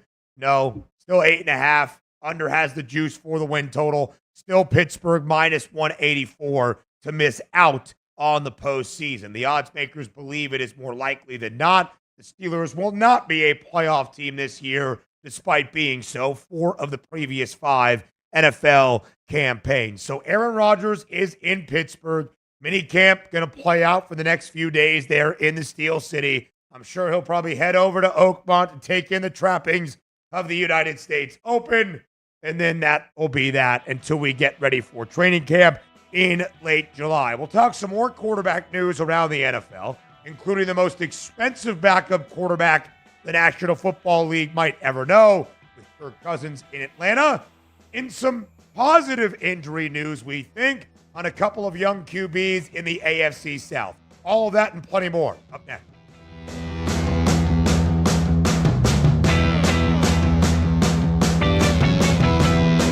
4 out of 5 scientists agree it's smarter to be on SportsGrid, and we're pretty sure that one scientist is still a virgin. He just gives that vibe.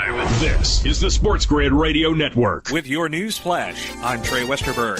This update brought to you by Wendy's. New Jersey Transit's train engineers have overwhelmingly approved a tentative deal that ended their 3-day strike last month that halted service for some 100,000 daily riders, including routes to Newark Airport and across the Hudson River to New York City. The agency and the Brotherhood of Locomotive Engineers and Trainmen announced the results Tuesday. They said the 7-year agreement covering the years 2020 through 2027 was supported by 398 members, while 21 voters rejected it. Los Angeles police swiftly enforced a downtown curfew Tuesday night, making arrests moments after it took effect, while deploying officers on horseback and using crowd control projectiles to break up a group of hundreds demonstrating against President Trump's illegal immigration crackdown. Hours later, many of the protesters had dispersed, although sporadic confrontations continued that were much smaller than in previous nights.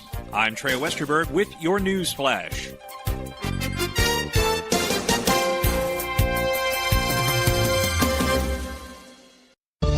Working as a dedicated Fidelity advisor, I always ask, what's important to you? I'll look at those priorities and goals alongside your full financial picture to build a comprehensive plan designed to help grow and protect your wealth. With proactive portfolio insights and an eye on taxes, I'm here to help you make the most of your money. I'm Laura Maxwell, and I'm a dedicated Fidelity advisor. Learn more at fidelity.com/wealth. Investment minimums apply. Fidelity Brokerage Services, LLC, member NYSE, SIPC. Huge news. Right now at Wendy's, you can get a Son of Baconator for just $3. I don't think you understand this situation. The Son of Baconator is only $3 for a limited time. You know, smoked bacon, rich melted cheese. That Son of Baconator is only $3. Thank you to whoever wished upon that star. For bacon that just won't quit, gotta be Wendy's. U.S. price and participation may vary. Prices may be higher in Alaska and Hawaii, not valid on a combo or in third-party delivery platforms. There's something you should know and always remember. SportsGrid does not increase luck. We're your unfair advantage for the latest sports gaming information. If you're looking for luck, go find a horseshoe. This is the SportsGrid Radio Network. You're listening to Football Full Circle with Joe Lisi and Ben Stevens. Live right here on Football Full Circle, it is FFC. So Aaron Rodgers was at Pittsburgh Steelers minicamp yesterday. Let's talk some more quarterbacks around minicamp in the National Football League as well. You know who showed up in Atlanta despite not being the starter any longer for the Falcons? That was Kirk Cousins. As expected, Joe, Kirk Cousins does show up for mandatory minicamp because making money is what Kirk Cousins is now trying to do for the Falcons. The most expensive and richest backup quarterback perhaps we have seen in NFL history. Kirk Cousins had this to say yesterday after he skipped voluntary OTAs but was in attendance for mandatory minicamp. Quote, "We're moving forward, and it's about how we as a team and as a quarterback room can be the best we can be in 2025, end quote, from Kirk Cousins. Again, doing the right things, saying the right things, as you might expect for Cousins. But, Joe, what does his presence at practice in that QB room behind second-year starter Michael Penix Jr. really mean for this Atlanta organization? I think just assurance. It is Michael Penix's team now. And if you weren't going to roll the dice and try to win a playoff spot with Kirk Cousins down the stretch, then there's no reason to start him or even play him unless barring any major injury, right? And that's the thing. You want to have a quality backup should things or your starter get injured. And if Michael Penix does go down for any type of time this season, at least Kirk Cousins could be a plug-and-play guy where you could still win games. Now, Kirk Cousins, other than a backup at this point in terms of his career for the Atlanta Falcons, it's a dead issue. Again, that experiment played out. He didn't live up to the expectations, certainly didn't live up to the price tag, and now the organization has to take the hit. But again, having him on the roster, they paid him, $10 million about a month ago for that roster spot? You got to keep him on there. And the fact that we know injuries happen, look at the situation with Indianapolis, with AR now shelved. We don't know how long that's going to be. Daniel Jones is there. Maybe it's another quarterback. Kirk Cousins has value to this team should an injury occur. But outside of that, it's a foregone conclusion. He's a backup the rest of the regular season for the Falcons. Should an injury occur, right? A break glass in case of emergency type scenario. Yeah, I get it. I think there is maybe the glass half empty approach, Joe, to having Kirk Cousins looming over Michael Penix Jr.'s shoulder, even if they have a good rapport and relationship, and that's not exactly the reality of the situation. The Falcons have a win total of 7.5 this year. Not supposed to be a contender, not supposed to be a Super Bowl champion. But could they maybe make a run in the NFC South, where the other two teams, the Panthers and the Saints, not thought of doing much, and the Buccaneers have won this division 4 consecutive years? Perhaps, right? If Atlanta gets off to a mediocre start and Michael Penix Jr. looks rather mediocre, then I think the figure that is Kirk Cousins, that's when it starts to become a little bit dangerous, because Atlanta has made it very clear. Penix is their guy moving forward. It was a failed experiment and a failed contract to acquire Kirk Cousins. And if Kirk Cousins comes in for a struggling Michael Penix Jr., there's no guarantee by any means he even does better than what we have seen out of Michael Penix Jr. He is the future of the franchise of the Dirty Birds, the 8th overall pick a season ago. But, Joe, you're not just paying for Kirk Cousins on a veteran minimum deal like we have seen for Russell Wilson, Aaron Rodgers, Daniel Jones, whatever it is. You're paying Kirk Cousins this year $40 million. His annual average value, still $45 million. And because of the $100 million guaranteed, the cap hit that Kirk Cousins takes for the Falcons this year in any form or fashion is incredibly significant.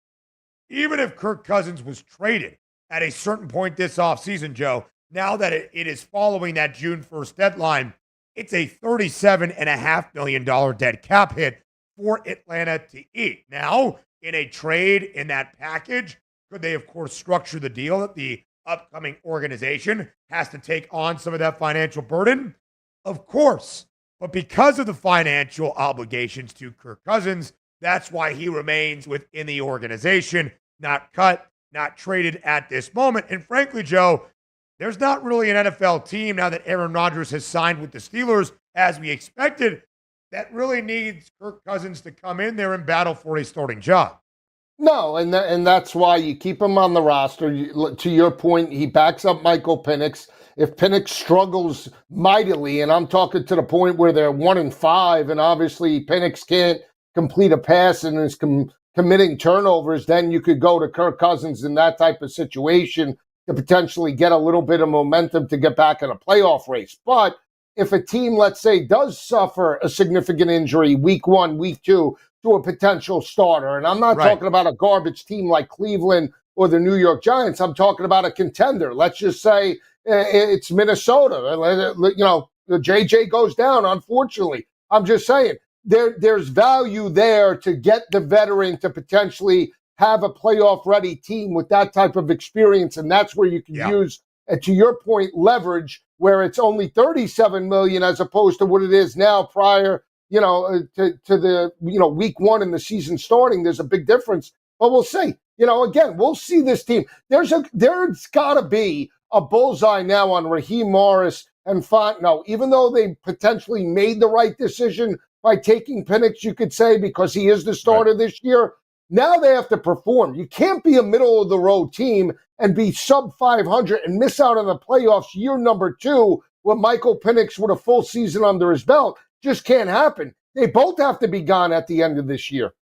And because of all the money spent on Kirk Cousins in this weird kind of limbo scenario in Atlanta, again, Joe, to me, it does not justify, even if Michael Penix Jr. is great, the decision made by Terry Fontenot and that front office last NFL draft to take Penix top 10 at 8th overall. Now, the Falcons have the 4th easiest schedule this year in the NFL. In fact, every team, all 4 of those clubs in the NFC South, have 4 of the 10 easiest schedules in the National Football League. The division is not great. Even the Bucs, who have won this division 4 consecutive years and have the highest win total, it's 9.5, and the under has a slight bit more juice. So again, there can be some ground made up by the Dirty Birds this season.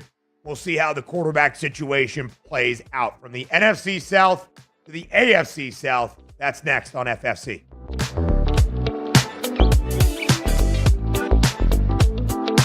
There's smart and there's not smart. Not smart is hope as a strategy. It's smarter to be on SportsGrid. Keep it here and win. This is the SportsGrid Radio Network. The SportsGrid Radio Network presents This Date in Sports History. The winner, and still the WBC heavyweight champion of the world, Larry Holmes. 1982, Larry Holmes TKO's Jerry Cooney in the 13th round for the heavyweight boxing title. Well, if you watch Jerry Cooney's legs, at this point now they're rubbery, although the punches, they've taken its toll also by Larry Holmes. For SportsGrid Radio, I'm Mike DeMurgis. The Technology Minute with George Capalbo. New University of Geneva research suggests AI better at understanding human emotional intelligence than most humans. Is this Tech Minute about something serious, or are you just really, really good at pretending? No, 6 generative AIs actually tested 30% better than humans on standard emotional intelligence tests. If nothing else, I'm really good at creative guessing. Even wilder, AI generated new emotional intelligence tests from originals as useful as the ones humans took years to develop. It's like a party where I know everyone but don't remember their name. Meaning AI might replace human psychologists, but only when supervised by humans. For now, anyway. My deepest fear, knowing the answer 5 minutes before I'm asked. Follow me at Capalbo on X and stay tuned to The Technology Minute for more cool stuff like this. The early line. So if your move is, well, maybe we'll get rid of Ozuna, that doesn't help your pitching staff. That doesn't help the bullpen. That doesn't help that dead lineup with players like Matt Olson who really need to step up and aren't doing that here. We thought they were going to get a shot in there. Hey, look, playing better baseball. Strider's back. Acuna's back. It's going the opposite direction, which is something I don't think anybody saw coming. It's the early line with Ben Stevens and Donnie Rightside. Weekdays, 8 a.m. Eastern, 5 Pacific on the SportsGrid Radio Network.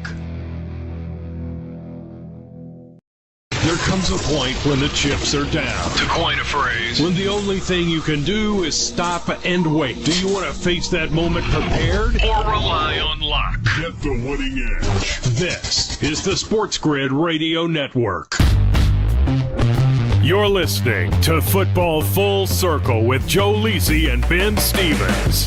Some AFC South quarterback updates here, Joe, and mainly it's from a health component. All 3 of the guys were referencing issues or non-issues to their right throwing arm. Yesterday, Joe, showing up at Jags minicamp in Jacksonville, Trevor Lawrence walked into the facility and walked out onto the practice turf with a sleeve on his arm. But some were saying it was a sling for his right throwing arm. Trevor Lawrence wore the sleeve the entirety of minicamp practice yesterday. And when Liam Cohen, new head coach in Duval County, was asked about it, he said, listen, just the sleeve, arm was a little bit sore, throwing all the balls he did last week at voluntary OTA. So we are proceeding with caution, but he was still a participant at practice during minicamp. A non-issue, I would presume. Till they say it's an issue, right? Yeah. We'll see. Here's the thing. He's a young guy. He's big. Your hopes and playoff hopes and AFC championship hopes hinder on Trevor Lawrence being 100% healthy and being the quarterback that he was a couple of years ago under Doug Peterson. Last year, he regressed.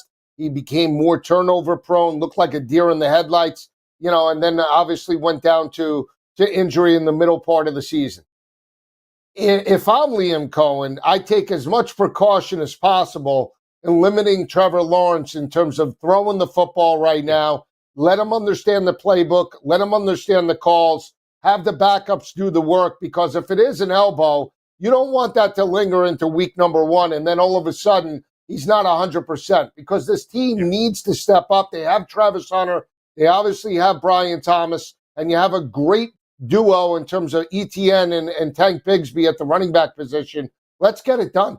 Let's just get it done. But again, it hinders on Lawrence being 100% healthy. This is why you have so many players at training camp, at minicamp, at all OTAs, because the amount of volume of reps that you want on the field for everybody to learn before you have to start making those roster cuts deeper into training camp.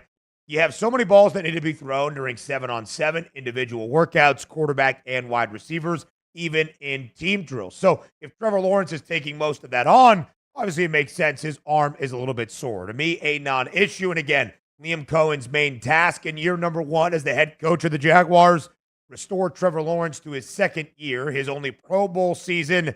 Of course, when the Jags went 9-8, they stormed back to win the AFC South, and Lawrence threw for more than 4,100 passing yards, 25 touchdowns to 8 interceptions, looking like that number 1 overall pick from the year prior in the prince that was promised for the Jags a long time prior. That is the question entering year number 5 for Trevor Lawrence. Elsewhere, Joe, in the AFC South, last week we talked about C.J. Stroud not throwing on the field during voluntary OTAs because of shoulder soreness. We expressed here on Football Full Circle a little bit of concern. Why here in early June is a shoulder issue, shoulder soreness, isolating him from practice and keeping him off the field, despite what D'Amico Ryans had to say about it. Well, maybe we should have trusted D'Amico Ryans a little bit more and admitted that it wasn't that big of a deal, as C.J. Stroud was back out there yesterday at minicamp, throwing all good, no shoulder issue seemingly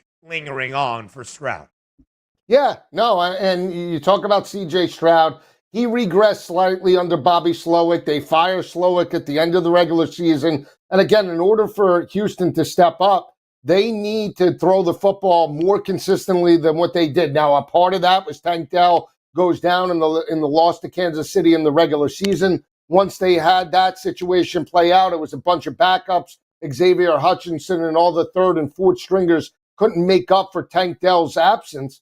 But now it's a different story. With a new offensive coordinator and C.J. Stroud in year number 3, they have the 5th best price, right? Or 4th best price in the AFC to challenge for a championship. We know what the defense can do, right? Led by D'Amico Ryans and that staff. We know they have talent.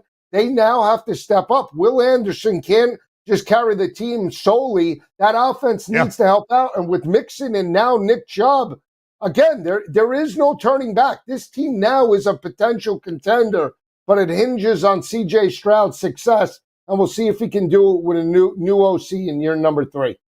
Nick Caley is that new OC in Houston, part of the Sean McVay coaching tree. I believe last year was working as the tight ends coach and passing game coordinator for the LA Rams. Of course, when you look at both the Jags and the Texans, the two teams with the 2 shortest prices to win the AFC South, Houston looking to make it 3 in a row. They're booked as the favorites at plus 110.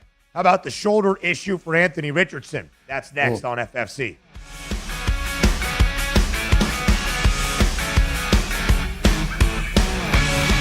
The Winning Edge. You've got it. But not everybody has it, because not everybody listens to us. But we're working on that. This is the Sports Grid Radio Network. Progressive presents the Sports Grid Sports Flash. I'm Chuck Sanders. Stanley Cup Final, Game 4 tomorrow night in Florida. The Panthers up 2-1 on Edmonton.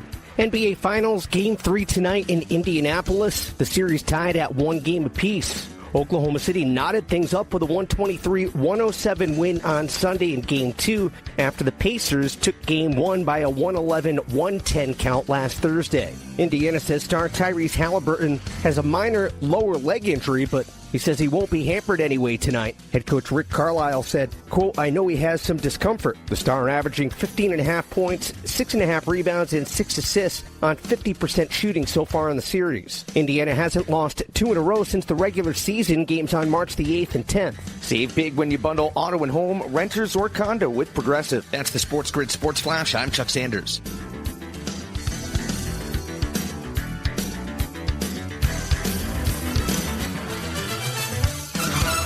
Find what you love, love what you find. A total wine and more. There's so much waiting for you. Spirits and beer, thousands of wines. Walk right through the door. It's all here to explore. With guides in the know and prices so low, it just might blow your mind. You're gonna find what you love and love what you find. Drink responsibly, B21. Pro Paint Days are back at Lowe's, and My Lowe's Pro Rewards members can save even more with limited time deals. Right now, buy one, get one half off. Select HGTV Home by Sherwin-Williams Primer and Ceiling Paint. Plus, get free same-day delivery to your job site when you order by 2 p.m. Offer valid through 6/13, delivery by 8 p.m. Subject to driver availability. Additional terms apply. See Lowe's.com/same-day delivery for details. You're listening to Sports Grid. Spreading the winning edge far and wide. Terrestrial, internet, TV, satellite, and don't forget our mobile app. Face it. The winning edge is everywhere. Somewhere there's a squirrel frustrated he can't get a phone. This is the Sports Grid Radio Network. You're listening to Football Full Circle with Joe Lisi and Ben Stevens. So for Trevor Lawrence and C.J. Stroud, maybe their arm or shoulder soreness, not really that big of a deal. But as we knew, entering this week at mandatory minicamp in Indianapolis, Anthony Richardson would not be participating because of a shoulder issue that continues to linger and hamper his offseason. AR did seek a second opinion, Joe, on that shoulder issue. But the best course of action, as Shane Steichen told the media yesterday, continues to be rest at this stage of the summer, and they hope to have him ready for training camp. That's a big hope because the timeline for Anthony Richardson's return still very much uncertain at this moment. Joe, this is not a good sign for AR, right? We could talk about concern level if there is any at all for Lawrence or Stroud. For Richardson, I would say it is sky high. This is a quarterback that has only played in 15 total games in his first 2 years in the NFL. And if this shoulder injury has anything to do with his shoulder injury that he suffered during his rookie season, only playing 4 games and needing surgery that cut that first campaign short, then you are of grave concern. And Joe, it's not like a quarterback who has come into the NFL without questions and needing that development that has defied the odds and wowed everybody. He's been pretty darn bad so far. So this was going to be a critical offseason, not only of health, but improvement for Anthony Richardson that seems to be stifled as of this moment.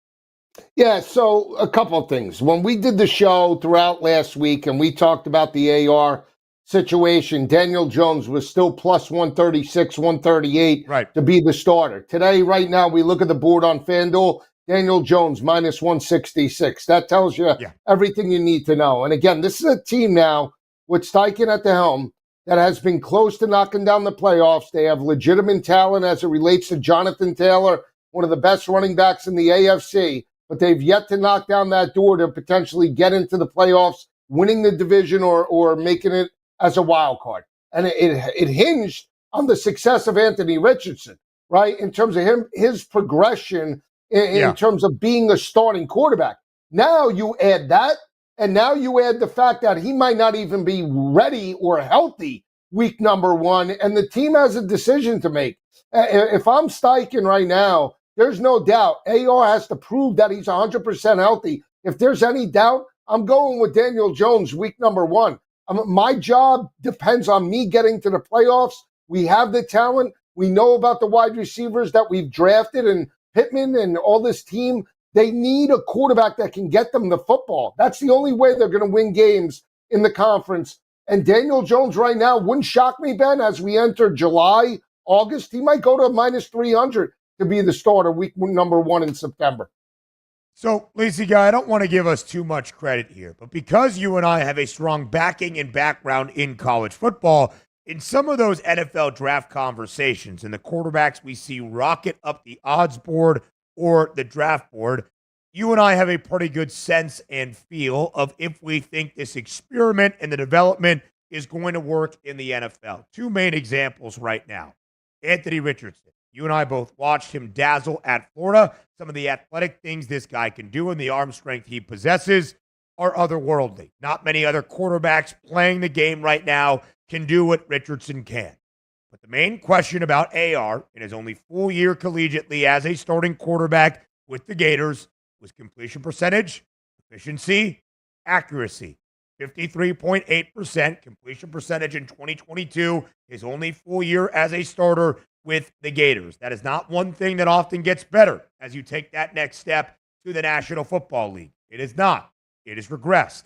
Last year in 11 games, completion percentage for Anthony Richardson, 47.7%.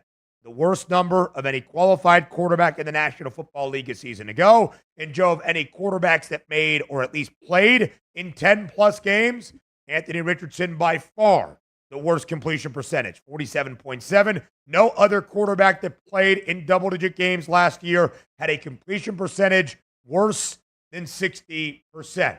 This was going to be a critical offseason that if AR was ever going to be a starting quarterback for Indy, or frankly in the NFL, if he had any sliver of hope to be the face of the franchise that the Colts drafted him to be, 4th overall back in 2023, it was going to be right here, right now, right away in 2025. This is not that. We're not even sure when he's going to return. We're not even sure how healthy or unhealthy that shoulder issue makes Anthony Richardson at this moment. And to your point, Joe, it's no longer Richardson as the favorite to be that week 1 starting quarterback of the Colts. It's Daniel Jones at minus 166. It's unfortunate for AR that based on health, this is where he is. But even outside of health, Joe, he needed to prove a lot this offseason and early in 2025. I'm not even so sure he's going to have the opportunity to do so. No, and when we look at other younger quarterbacks, let's just look at Caleb and Jaden Daniels last year, right? The biggest thing, you could be mobile, you can run the football, right? And that was a cause of concern for AR, his playing style, taking a lot of hits. Can he sustain a 17-game regular season knowing how he runs the football, right? But that aside, the biggest question mark, whether you have a starting franchise guy or not, is can he play from the pocket? And that is the biggest question mark for AR. And we talked about it through his days at Florida. Struggle when you keep AR in the pocket and you force him to read coverage and go through the passing tree. That's where he struggles. And if I'm a coach with my back against the wall, knowing that I have to get this team to the playoffs and that I have veterans and I have legitimate talent from an offensive perspective, I need a quarterback that could deliver the football. Love him or hate him, Daniel Jones is a slight upgrade to AR because he's a better pocket passer. You know, we know about his turnover issues in the past, but again, nobody's arguing who's a more complete quarterback right now. It's Daniel Jones, unfortunately. So we'll see. We'll see when AR gets back. But AR's career now is sort of similar to Trey Lance. He might be a backup relegated for the rest of his career.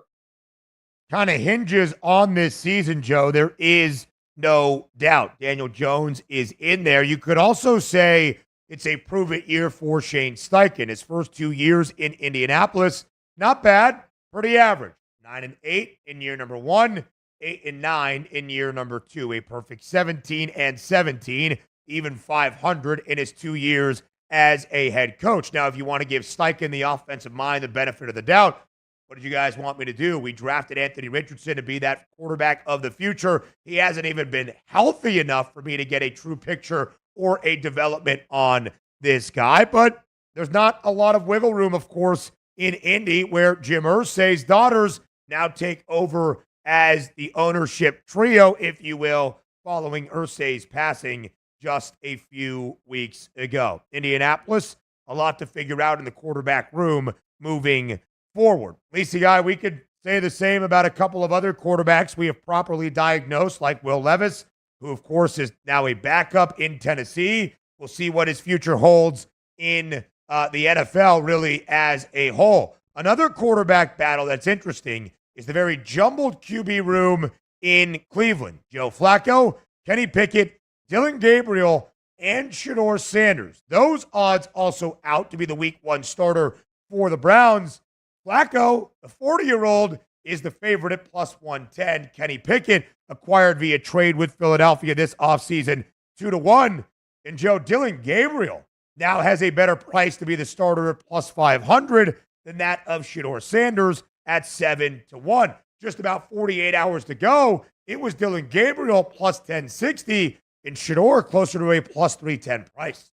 Yeah, and we're getting conflicting reports because if you read X and you read social media, it says Shedeur's outplaying Dylan Gabriel, but yet the market is telling us Gabriel has the inside track to make the roster and Shedeur's out. So right now, I would bet on Pickett at 2-1, Ben.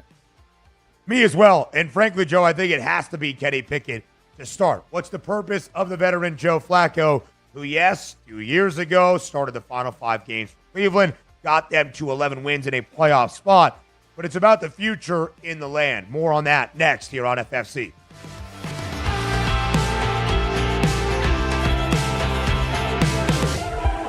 We're not saying every SportsGrid listener is a legend, but you might start thinking about who's going to play you in the movie. Just saying. This is the SportsGrid Radio Network. With your news flash, I'm Trey Westerberg.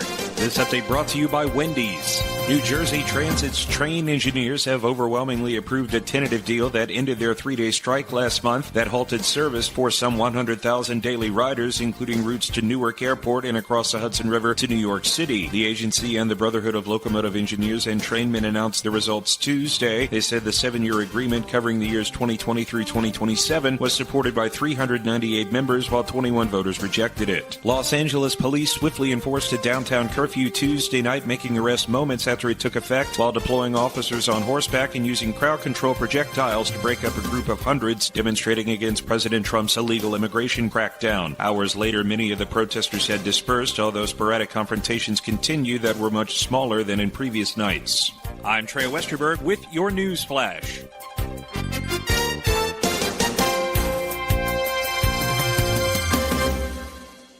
$5,000. That's the average amount of money people in the U.S. are now spending on gas in a year. $5,000. That's crazy. If you drive, you have to download Upside, the free app that gives you cash back every time you get gas. That's right. You can earn real cash back with Upside just by buying the gas you're already buying. You can literally start earning cash back today. I use Upside every time I fill up, and I've already made around $300. You're putting gas in your car anyway. Why not get real cash back? If you like free money, download Upside. I'm saving the cash I earn from using Upside to help pay for a vacation later this year. Download the free Upside app now to earn cash back every time you buy gas. Use promo code MAP to get an extra 25 cents per gallon on your first tank. You can cash out anytime right to your bank, PayPal, or a gift card for Amazon and other brands. Just download the free Upside app and use promo code MAP for a 25 cents per gallon bonus on your first tank. That's code MAP for a 25 cents per gallon bonus.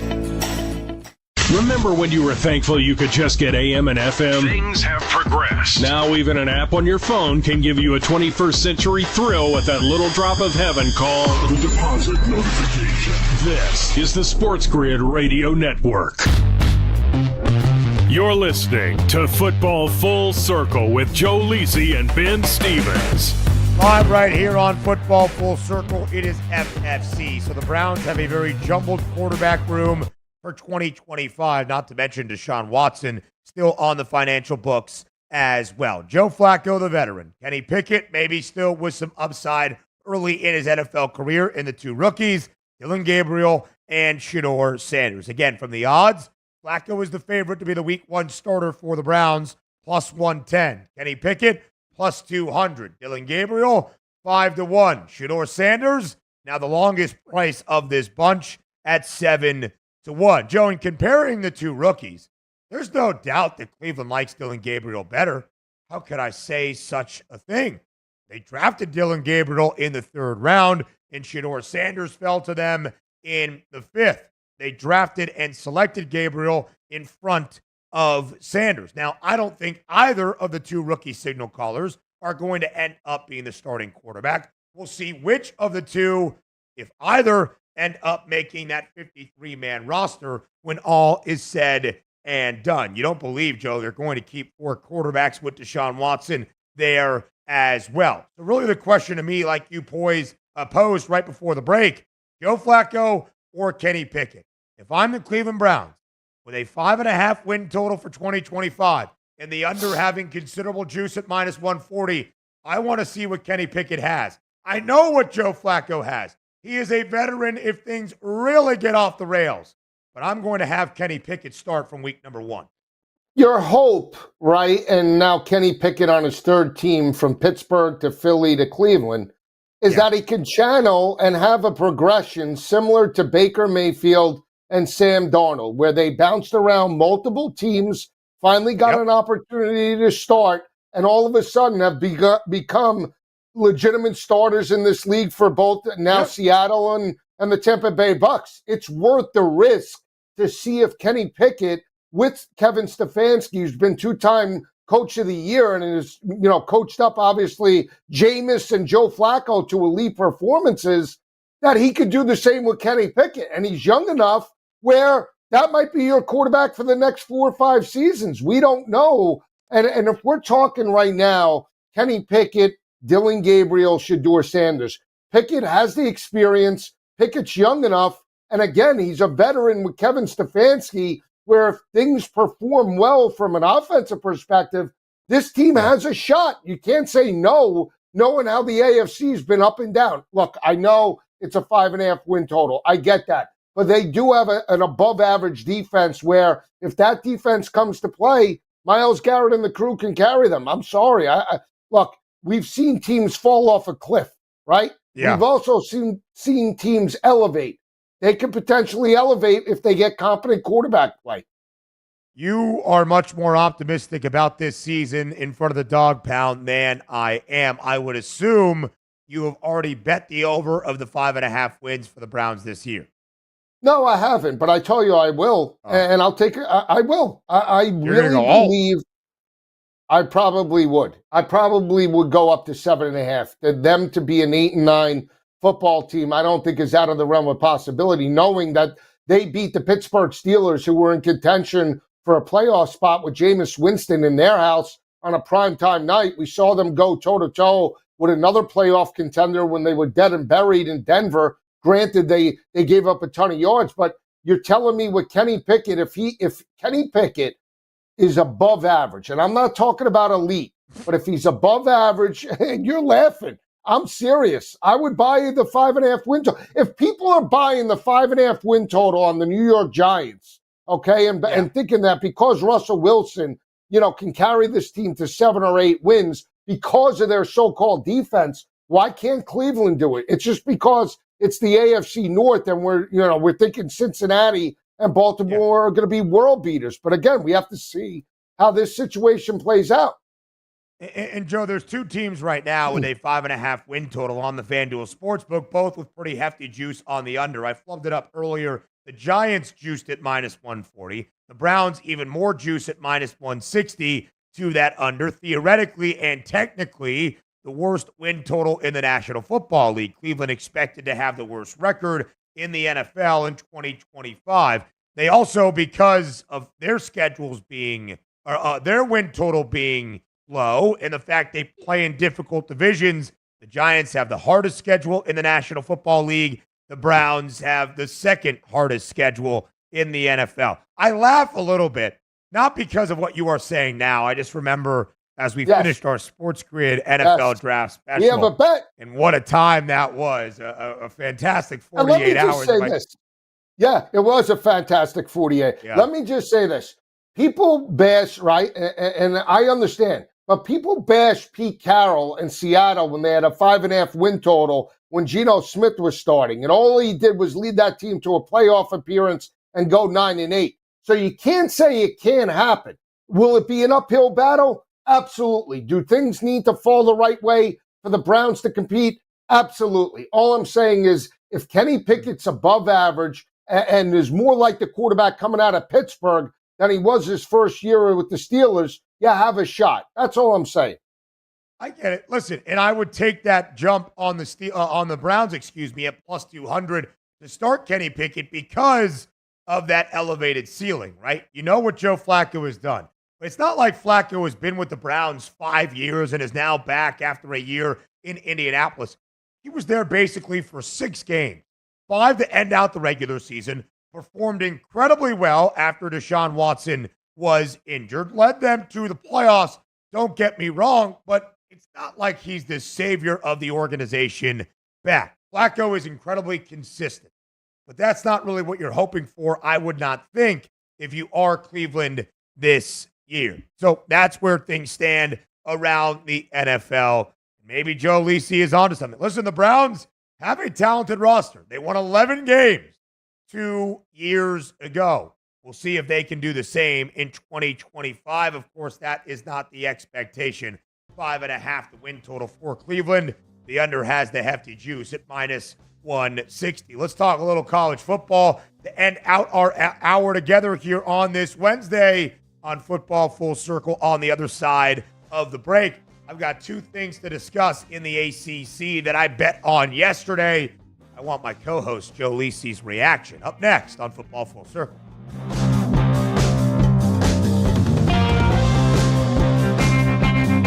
Luck is winning the lottery. Strategy is settling your divorce before cashing in the ticket. It's smarter to be on SportsGrid. Get the winning edge. This is the SportsGrid Radio Network. SportsGrid TV and radio networks are the premier streaming video and audio channels dedicated to serving the sports wagering audience. Found on major smart TV platforms and streaming on SportsGrid Radio and SiriusXM Channel 159. SportsGrid's real-time data, expert commentary, and entertaining analysis transform viewers into informed sports enthusiasts. Our weekday radio lineup begins with the early line at 8 a.m. Eastern with Ben Stevens and Donnie Rightside. Donnie joins Kevin Walsh on Moneyline at 11 a.m. Eastern, followed by Football Full Circle at noon Eastern. Kaplan and crew join the party at 1 p.m. Eastern. And Pharrell Coast to Coast keeps things rolling from 3 to 6 p.m. Eastern. Get in the mix with Kevin Walsh and Game Time Decisions at 6 p.m. Eastern. Evenings simmer with Carver and Lisi. Then boils over with Gabe Moritzi on Sports Rage Late Night at 10 p.m. Eastern. To find out where to find SportsGrid that's best for you, go to sportsgrid.com. It's smarter to be on SportsGrid.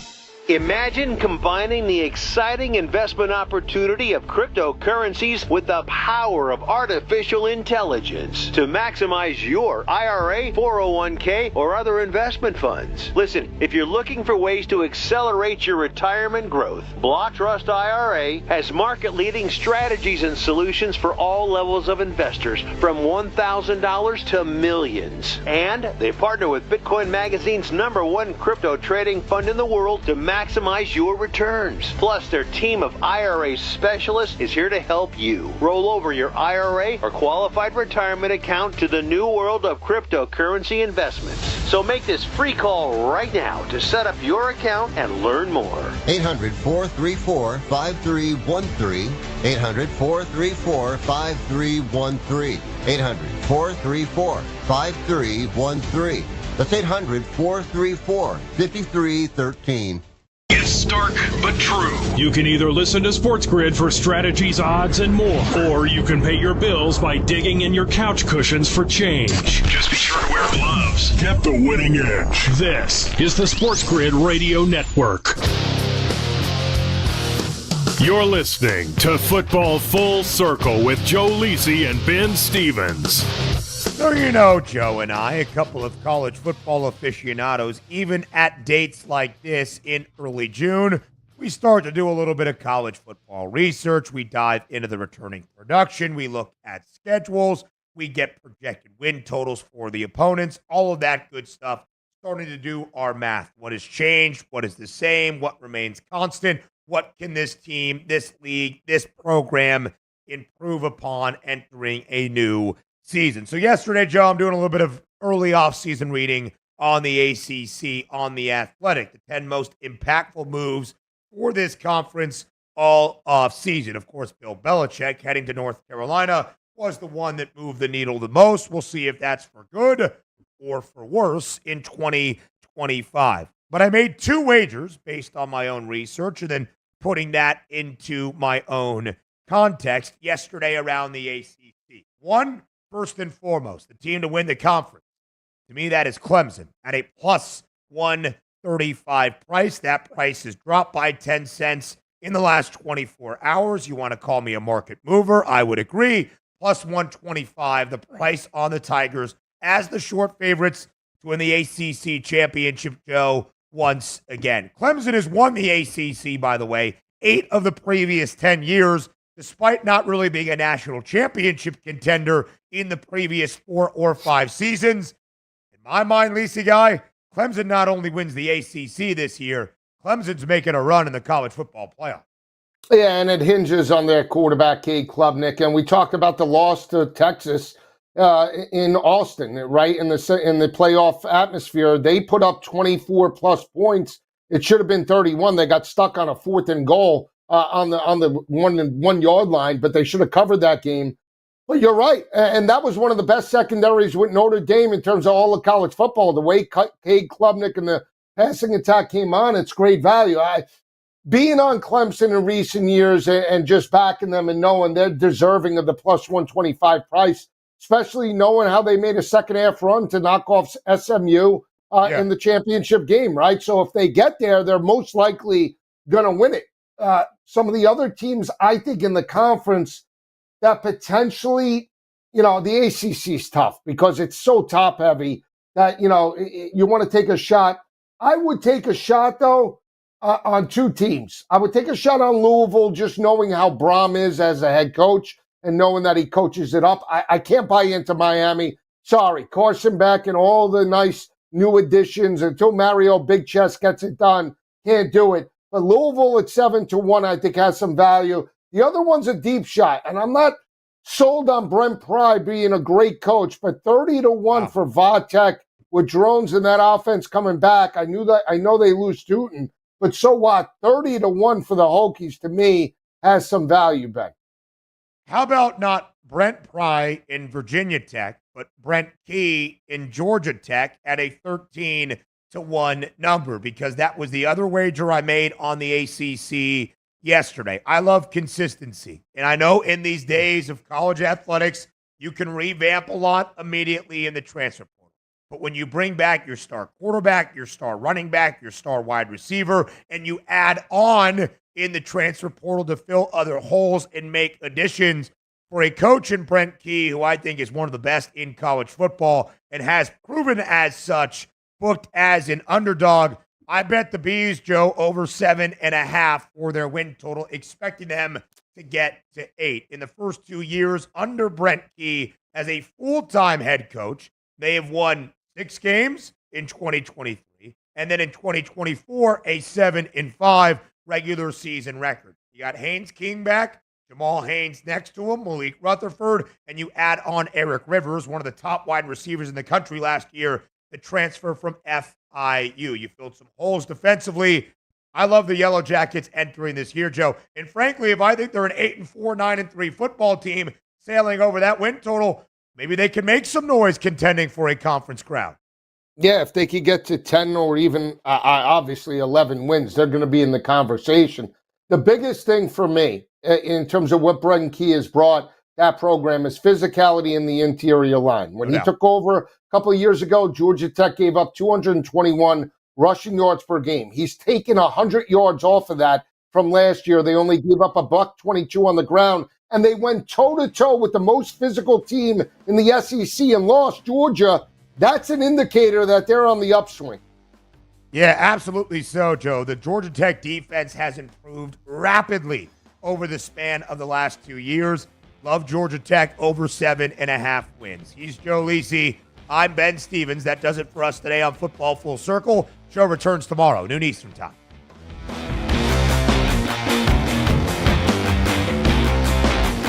Now you've done it. You found the advantage for gaming, odds, and more. But we call it the winning edge for short. This is the SportsGrid Radio Network.